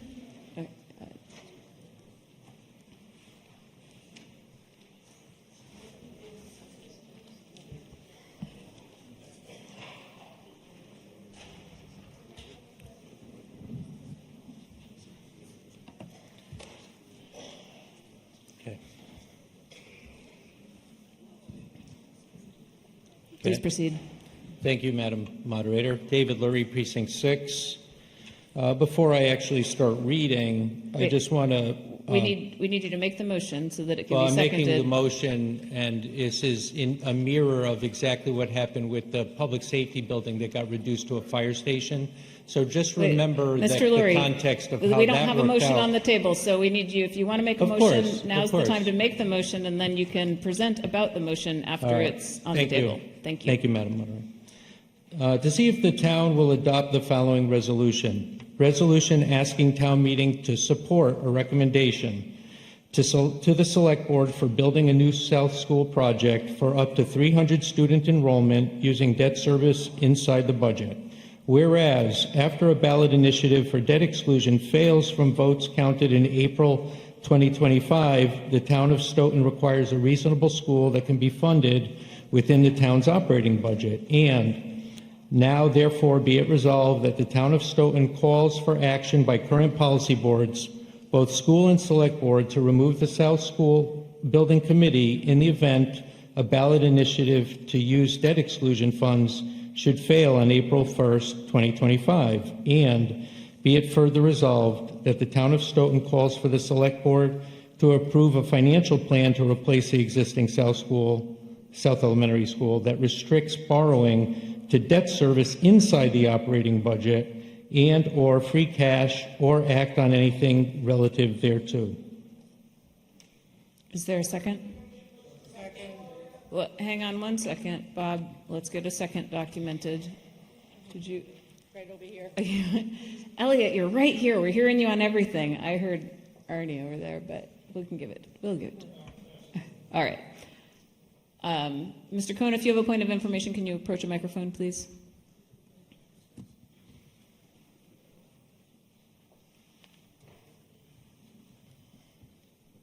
I'd like an opinion from town council if this is legal or not, please.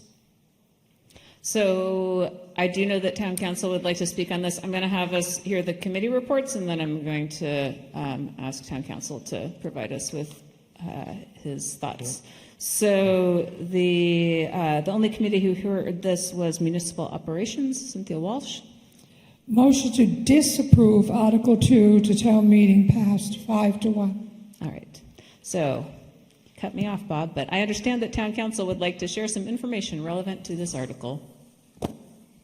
Thank you, Madam Moderator, and through you to the meeting, thank you for recognizing me. I'll be very brief. As you've seen from the handout and heard from the motion, this is suggested to be a resolution, and as such, it has no binding legal effect. It's not enforceable as to any bodies in this town. It's merely an advisory vote that's being requested, and so point one that I want to make is that this is an advisory, non-binding resolution that town meeting is being asked to consider. The second point I want to make is that, in my opinion, it alludes to certain jurisdiction with the select board over certain matters and other bodies. That's a jurisdiction they don't have. There are more stakeholders, there's more to the process of determining some of the things that are set forth in this resolution. And so I don't think it's legally effective as written, even if it were written as a binding resolution, which it's not. So I just wanted to make those 2 points before town meeting goes on to question and answers and deliberations, so you know what's being asked of you. So the next on our plan is the presentation. I do want folks to note the time and that we have this article plus 2 others, and we would like to finish tonight because we only got a permit for this space for tonight and not for any additional nights. So, Mr. Lurie, you have 10 minutes for your presentation. Thank you, Madam Moderator. So this petitioned article was thought of based on the experience we all went through, at least the people who were here, when we had the Public Safety Committee designing a building that was very big, very expensive, and didn't fit anywhere. And they actually, ironically, tried to take the property that we're actually voting on with the very South School project that we're talking about. And the way it played out is very much identical to what's being asked here. We're basically asking for the stakeholders. It doesn't matter whether or not we pass or fail this, the select board, the school committee, the officials in the town, they could do whatever they want. They can say, I don't want this to happen, even if we voted yes, or they can say, you know, it's not such a bad idea, even though town meeting voted it down. It's like the town council said. So really what we're trying to do is put together a program that gets the town back to just fundamentals in terms of how to come up with a project that can be absorbed by the residents. Nobody foresaw that when we had a high school debt exclusion, that it would actually be interrupted before seeing a middle school handled. In other words, we thought that we'd have this little elementary school that we'd have to fund. Nobody ever thought we'd have this giant project that was going to cost 50% more over time than the high school. So we're going to be paying for this for a very long time while all these other debt exclusions are going to be piling up on top of it. The town can't handle all the debt. It's really a matter of affordability, getting back to basics, not trying to attract more and more people to the town based on grants and subsidies that keep flooding into the town. Because we didn't have a flood of people into the town until we started taking a lot of millions of dollars the way we have. just trying to get back to growing the town organically so that the town people who already live here, who put in their blood, sweat, and tears into building this town, could afford to stay. It's really just about how to pay for a school that makes sense for the students in the South. Not to mention protecting the kids in the Wilkins area so they can have their neighborhood school. There's going to be a major redistricting if we pass this thing. But if you do this, we're going to have to do redistricting, but not at the scale that would have to happen if you took away the Wilkins. It's just a lot of change that we really shouldn't have to handle the way our town is constructed. I just want to keep it simple, affordable, and let people just kind of, understand that, hey, it can be done in the budget. We don't have to do earmarks. This body can appropriate money from the levy and say, let's put this in the budget. We do it all the time. It's how we got the fire station. We said, oh, let's put the money in the budget, and what do you know? The money showed up to pay our bond payments every year. And it's going to happen the same way because we have all this new growth coming in. You just say, here's an article, put it in the levy as inside debt, and the money will appear as it comes in the way it does. We're not going to earmark money. It's going to come in straight from the levy, and the levy will find the money, especially when the people who actually have to design this new building, they're going to look at it and say, we better be careful because every dime we overspend on this school, it's going to be that much money less in our department budgets. So they're going to be extra careful with the way they spend and the way they design and pick the properties that they want to build on. So that's basically it. I don't have anything more to say, Madam Moderator, if you want to allow questions. Thank you. Yes. Questions are limited to 2. 1 is great. Through you, Madam Moderator, I would like Carolyn Campbell, Precinct 4. I would like to make a motion to lay this on the table. Was that you, Lindsay? Seconded by Lindsay Kreschler. So then all right. So the motion to lay it on the table would be to take this motion, basically set it aside. It would cut off debate. We would be done with it. We would not have a plan to pick it back up and hear it again. So we can try this by a voice vote. It requires a 2/3 majority. Those in favor, please say aye. Aye. Those opposed? No. I think we need to count that. Clicker time. Allow us 1 moment. Don't get up and leave. She's going to be really fast. We just have to create a slide in order for us to be able to vote, and we can't always know what all those contingencies are, so we don't have slides sitting there just in case. Take a moment, stretch, but don't leave the room. Yes, there was a second on that. To lay this motion on the table. Is that correct? No, basically what this is, it would cut off debate. It's basically taking this motion and setting it aside and then moving on to the next. I think, check me if I'm wrong, but I think bringing it back would require a vote to bring it back. Yeah. So technically that could happen, but it wouldn't automatically happen. It would require a vote to make that happen.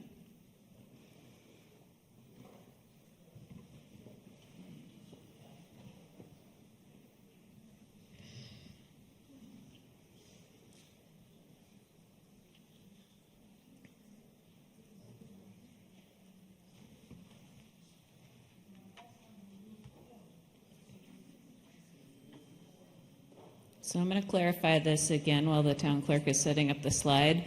What we're going to be voting on is not the motion. What we're voting on is not the motion as written, or the article as written in the warrant. What we're voting on is the motion by Carolyn Campbell to lay this article on the table, which means to end debate and to set it aside.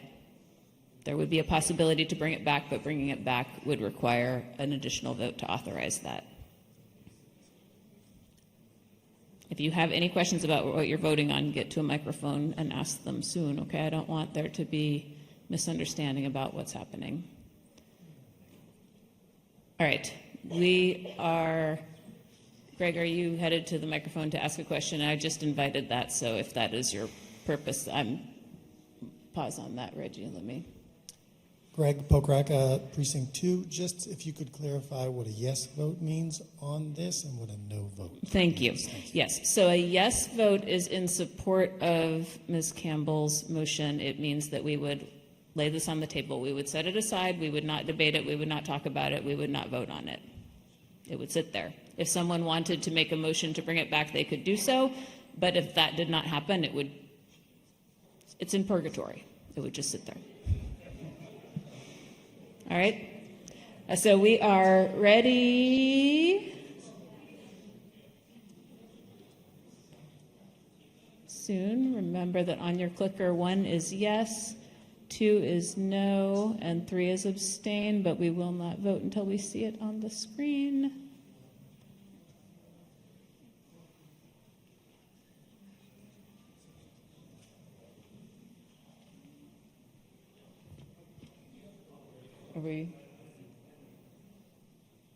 Let me know when we're active.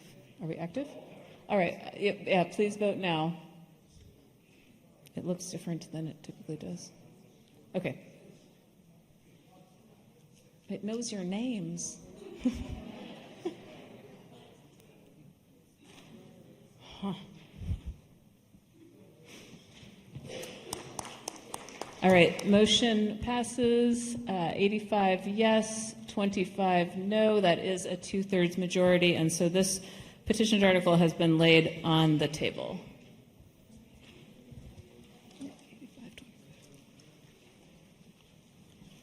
Moving right along, as they say, we are at Article 3, which is another petitioned article. It can be found on page 14 of the warrant.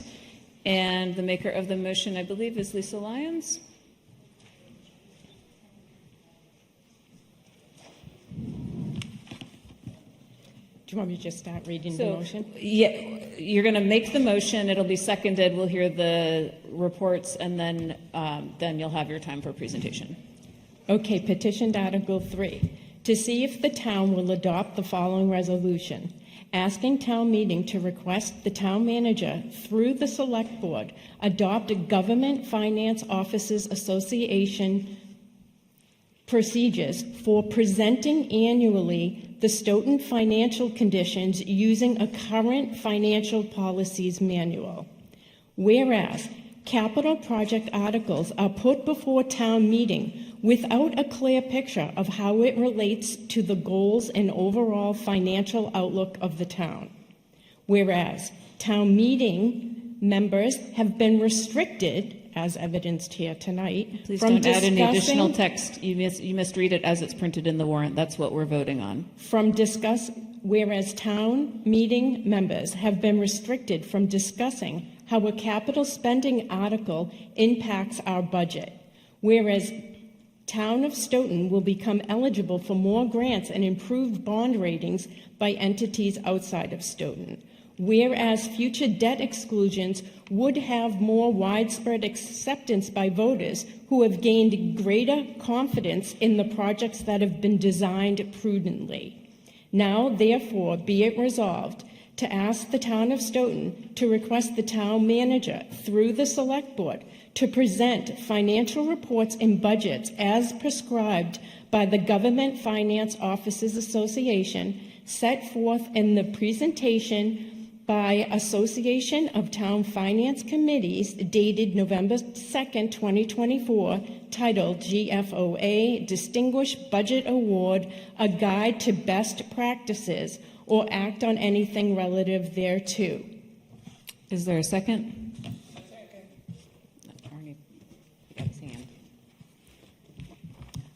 This was also heard by one committee, which was Municipal Operations. Cynthia Walsh. Motion to disapprove Article 2 to town meeting passed 6-0. Yes. I understand that town council would like to. Do you want to share information, or should we do presentation first?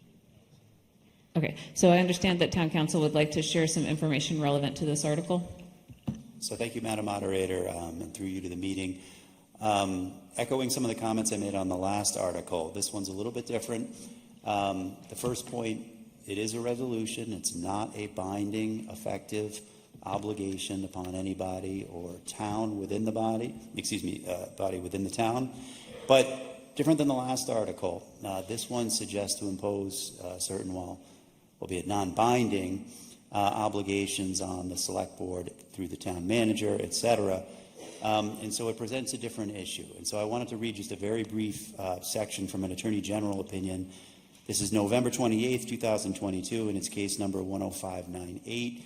And there's a discussion on the 9th page of that opinion that discusses the unlawful interference with the exclusive and executive functions of the select board. And the Attorney General goes on to discuss a number of things that town meeting, being the legislative body, and remember, separation, division of government, cannot do with respect to the executive functions that are exclusively vested within the select board. I'm not going to go through all of these, obviously, tonight, but the opinion goes on to state that there are restrictions placed on the legislative power of town meeting. A legislative body cannot interfere with the executive branch on a matter which is in the exclusive authority of the executive branch. It goes on to list such things like establishing the town's rate of contribution for group insurance benefits, directing how much land to be taken and for what price in an eminent domain, voting to direct the Board of Health to hire employees, and voting to direct the Board of Selectmen to hire an engineer. All these matters are things that are exclusively within the jurisdiction of the board. Financial policy direction, financial decisions, and things like that are the same kind of executive functions that are enjoyed by the select board. And so I don't think, aside from being a non-binding resolution, I don't think this is an effective article legally as to the select board. So thank you, Madam Moderator. Thank you. Ms. Lyons, you have 10 minutes to present. Okay, I was going to get a clicker here to put up the GFOA.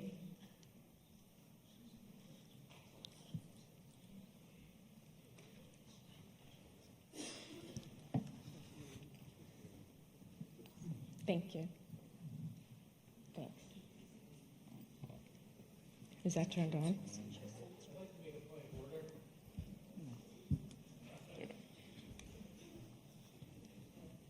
Dave Lurie, Precinct 6. Madam Moderator, this body several years ago took a vote on a resolution article that had to do with encouraging the select board to take action on policy around finances in the town, to come up with a financial policy statement. It happened to have passed. It was accepted by the body to be able to move forward, and we're soon to get a financial policy statement as a result of the resolution that began in this body. So I'm not sure whether or not precedence of what happened here in Stoughton is somehow in conflict with anything that was read by the town council just a moment ago. I'm going to defer that question to town council.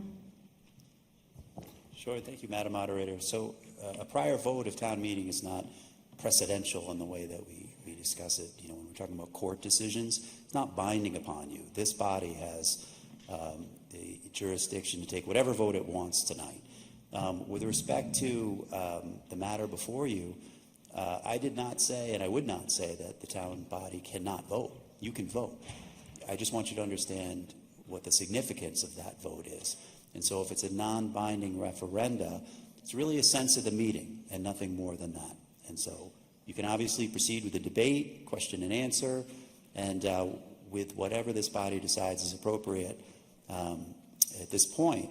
But it's not binding whether or not you vote in the affirmative or otherwise. Thank you. Thank you. All right. Is your stuff ready? All right. 10 minutes. Had it up and it was up a minute ago. Can we have the full screen here?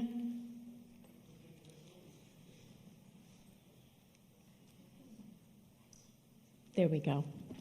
Okay. I just want to give everybody a minute there to check out where it says financial policies. In the middle, it says strategic planning. Lower left, it says capital improvement. And then it says financial forecasting. It's unfortunate that I even have to come before this town meeting and ask for this very basic information. In full transparency, I am a finance committee member.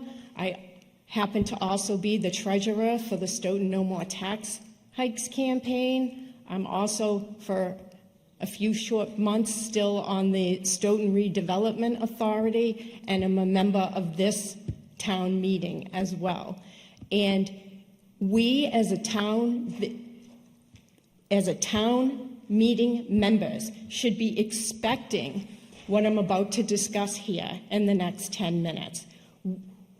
We should not just accept that we're going to be presented with, I don't know, was it 75 plus articles last May, and said, here, town meeting reps, just spend all our taxpayers' dollars without regard to all these items on this screen right here. We represent the public. We need to be presented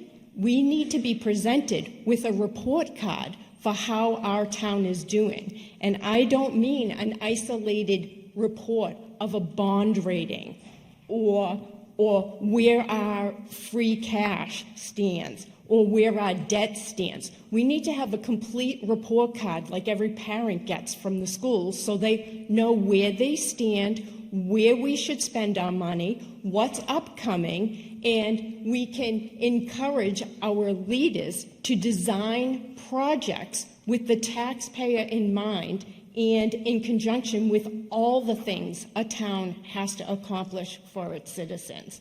So, for example, under financial policies, we as a town meeting rep have been promised that we would have a policy manual by September. It got delayed until December, and we still don't have it. And we're in a new year. The delay tactics is nothing but that, is a delay tactics to force you, my colleagues here. I am asking you on behalf of the taxpayers that you represent to start demanding this of our leaders. For example, free cash. Okay, we've heard just this budget season that we got free cash down to zero. The way free cash is gotten down to zero in the upcoming budget is by taking the new growth that the town gets in putting that into the new budget.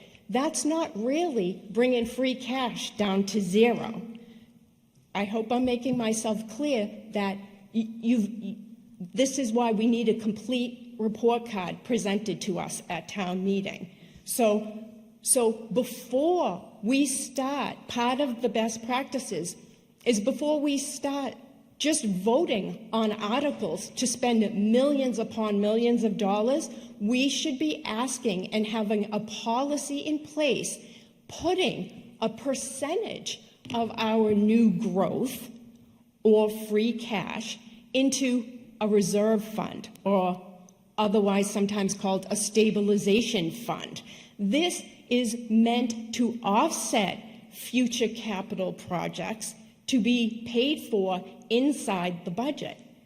Debt management, we should have inside the budget, according to MMA, the GFOA, we should have between 4% and 6% debt inside the budget, and then that has to be managed as debt comes off and debt comes on the budget. We're not presented in one cohesive presentation all this information, and we need to be, and that needs to be done through the select board setting up policies. I've heard that, we have policies in place. As you can see on the table, and it's on the virtual table as well, they're following guidelines that the Finance Committee did in the year 2020. For example, we've all heard this numerous times. We need to reduce the use of free cash $300,000 over 7 years. Just the thought of that is absurd because our budget has been exploding over these 7 years. So if you're only with reducing it by 300,000, you're effectively not reducing it by the original amount that you wanted as a percentage of your budget. These things should be done in a percentage-wise. So we know we're building up our stabilization fund. We now know we have the logistics park. We have an enormous amount of of new growth. We've had new growth every single year, and we have no policies in place, and I mean written, followed policies by the select board to guide not only the select board and encourage future select boards to follow these policies, but to have a town manager implement them. I know our town charter says we should have a town manager that's in Stoughton, from Stoughton. We should be having town meeting reps, town managers. We should be having select board members who are looking out for the taxpayers. The way to look out for the taxpayers is to have these very basic policies in place. And that does not mean following the DOR, the Department of Revenue. That, when you follow the Department of Revenue, you're doing the technical debits and credits and following. I'm talking about policies that guide the town on where they're going to spend their money and how they're going to save their money. Last year's budget, the budget was over $131 million, and this original suggested stabilization fund was $375,000.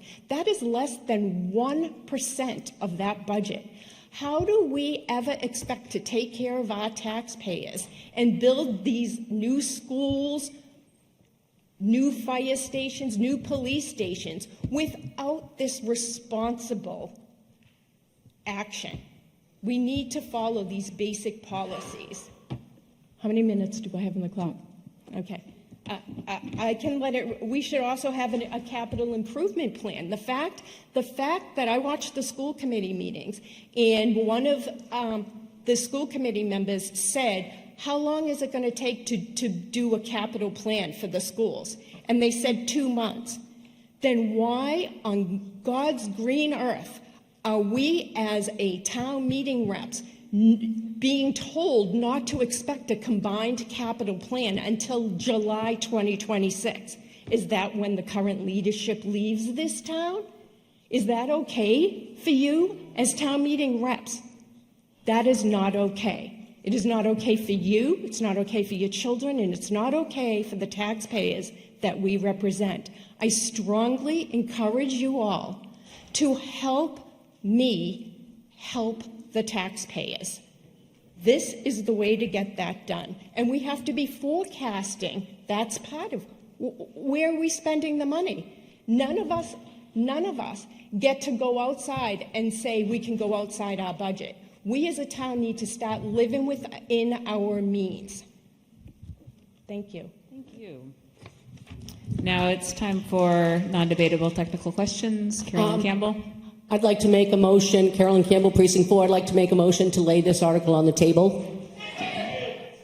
Ooh. Cynthia Walsh got that one. It was a lot right there. All right. We can try it by voice, and can you get ready for clickers if we need them? So as with the previous petitioned article, the motion on that we're currently considering is to lay this article on the table. In the same way, it would mean cutting off debate. It would mean we would not vote on it. It would mean that it would not be heard again by this body unless someone moved and it was voted on to bring it back into the conversation. So those in favor of Carolyn Campbell's motion to lay Article 3 on the table, please say aye. Aye. Those opposed? No. Yeah. Well, because it is quite a bit faster, and if there are no no's or one no, then it's audible and we're able to make a determination. But that's why We were setting it up so that we had this as a backup plan, and we will do it by clicker vote just to be sure that we can get those numbers. Let me know when we're ready. As usual, 1 is yes, 2 is no, 3 is abstain.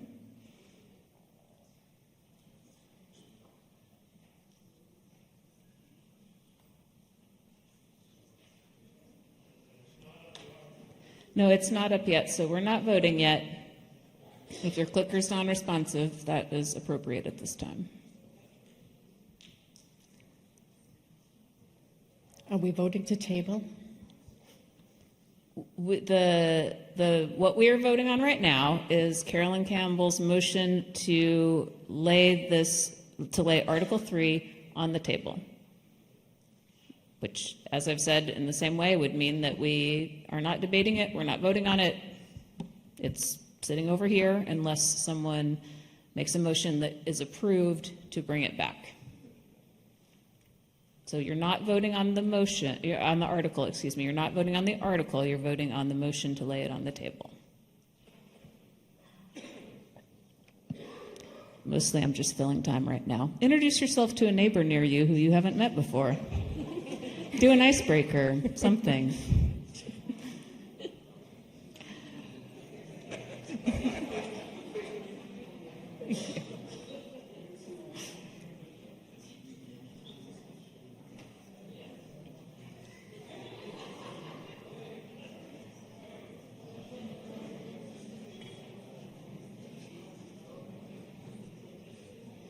This is why we try it by voice vote first, because if it is clear, then it's a lot faster.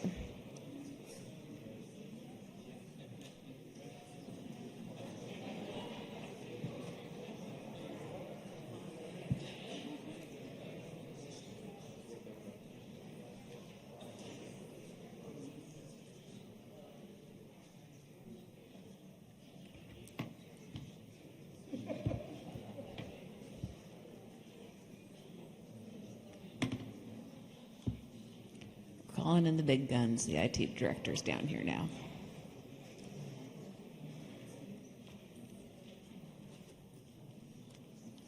All right, this is active. Please vote now. Remember, 1 is yes, 2 is no, 3 is abstain. And we are voting on the motion to lay this article on the table. We are voting now. Yes, please vote now. I did say that. You weren't listening. All right. Quick math, 89-35, is that 2/3? All right, so the motion to lay Article 3 on the table passes 89 yes, 35 no, which is a 2/3 majority. And here we go with Article 4, which can also be found on page 14. This is a petitioned article, and the motion will be made by Ms. Lyons. Hi, Article 4, petitioned article, to see if the town will adopt the following resolution.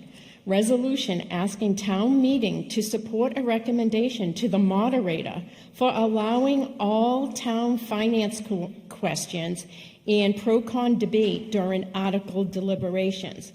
Whereas town meeting representatives have been consistently prevented from asking how an article relates to the operating budget, combined capital plan, capital projects, and/or sources of revenue. And whereas the town meeting representatives are continually told the relationship of financial revenue and/or spending are not relevant to an article, preventing town meeting representatives from seeing or learning a complete picture of the town's finances, which hinder comprehensive decision-making. And whereas preventing town meeting representatives from asking how an article is related to our town finances demonstrates a lack of transparency. Now therefore be it resolved that the town moderator allow town meeting representatives during town meetings to ask questions and complete their pro-con debate on articles within their allotted time that contribute to the overall finances of the town as relevant, regardless of how explicit to the town finances the motion is stated, or act on anything relative thereto. So unfortunately, Wait. Go ahead. That's the article. Sorry. Yep, That's I the got it. motion. We need to act Yep. on that. Do we have Yep. a second? Arnie. And committee report, municipal operations, Cynthia Walsh. Motion to disapprove Article 4 to town meeting, passed 6-0. And I understand that town council would like to share some information relevant to this article. Thank you, Madam Moderator, and once again, through you to the meeting. Like the last few articles, this is also a non-binding resolution, but very similar to the last article, it intrudes, in my opinion, on some of the functions, jurisdiction, and powers of the town moderator. Your town moderator is an elected public official, and through a great body of law, we understand the guardrails and the scope of the authority of a town moderator to preside over this meeting as an elected public official. Certain actions, while this meeting may vote on them and take a sense of the meeting resolution vote, they're ultimately not binding on the moderator, because the moderator at the end of the day always has the discretion to preside over this meeting in a manner that the moderator deems fit as an elected public official. So thank you. Thank you. Ms. Lyons, would you like to present your article? Yes, thank you. Yep. So thank you for your time, everyone. I appreciate it. So again, I strongly encourage the town meeting representatives here to approve this article for the benefit of the taxpayers we all represent. Taxpayers learn by us asking questions. We should be asking questions so that we can prudently spend the taxpayer money. It is unconscionable that a town meeting rep should be told a financial question is not relevant to a spending article. I've said this time and time again. Any question that's related to a spending article absolutely is relevant to the spending article. I don't know how anyone can make a prudent financial decision on spending millions upon millions of our taxpayers' dollars without getting answers. And these are basic answers to questions. And to see my fellow colleagues here not advocate for the taxpayer is disturbing and astonishing to me. So I would encourage all the town meeting reps to approve this article. I'm very saddened to see that you didn't think it was important to have financial policies in place before we spent millions upon millions of taxpayer dollars. But I would hope that you could at least agree that questions should be asked before you spend millions of taxpayer dollars without getting a complete report card. Thank you very much. Thank you, Ms. Lyons. As usual, we're moving on to time for non-debatable technical questions. Carolyn Campbell. Hi, Carolyn Campbell, Precinct 4. I'd like to make a motion to lay this on the table. I see Sean Carr up there. You'll have to jump up and wave your hands to second. All right, a motion has been made and seconded to lay Article 4 on the table. We will try this by voice vote. We will be ready to vote with clickers if we need to. Those in favor of the motion to lay Article 4 on the table, please respond by saying aye. Aye. Those opposed? No. All right. I can't determine 2/3. So we're going to vote. Same rules apply. We're not voting on the article. We're voting on the motion to lay it on the table in the same way that we voted on similar motions with Articles 2 and 3. Excuse me, Madam Moderator. Wait, are we voting? Vote now. Hang on, before it's up, so please. Before we vote, Madam Moderator, Wait, we have a motion that we're voting on. I didn't use all my time, so I'd like a second to finish my time. I'm sorry, but that is not how it works. We've already closed that section, and we've moved on, and there's a motion on the table, and we need to resolve that motion before we lose quorum. So, are we ready? All right. Oh, all right. So the motion to lay Article 4 on the table passes. 81 yes, 22 no, and 0 abstentions. Madam Moderator. Motion to dissolve town meeting. You did not tell us to vote. You were talking to her. Correct. You didn't set up to vote. You didn't say now is time to vote. Yeah. Yes, I agree. That was a misunderstanding. I did not realize that it was running, and I... So before we vote, may I address... No, we need to address the article that is currently in progress, or the motion, excuse me, that is currently in progress. Seems like we need new town meeting reps. We are going to... Are we... Reggie, I need you to tell me when...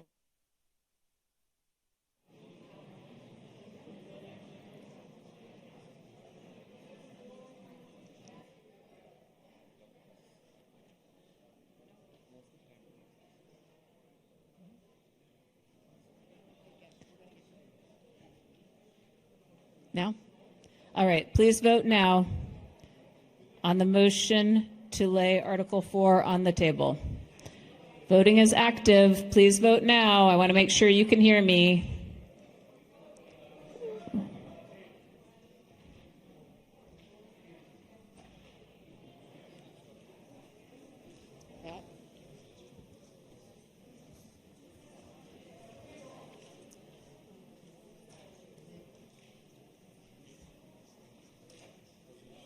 All right. The motion passes 87 yes, 30 no, and 1 abstention. Do you have a motion to dissolve this town meeting? Cynthia gets that one. Those in favor of dissolving the special town meeting, please say aye. Aye. I lost my mic. Those opposed? And any abstentions? Thank you all so much for being here tonight. I hope you have a lovely rest of your evening and the rest of the week.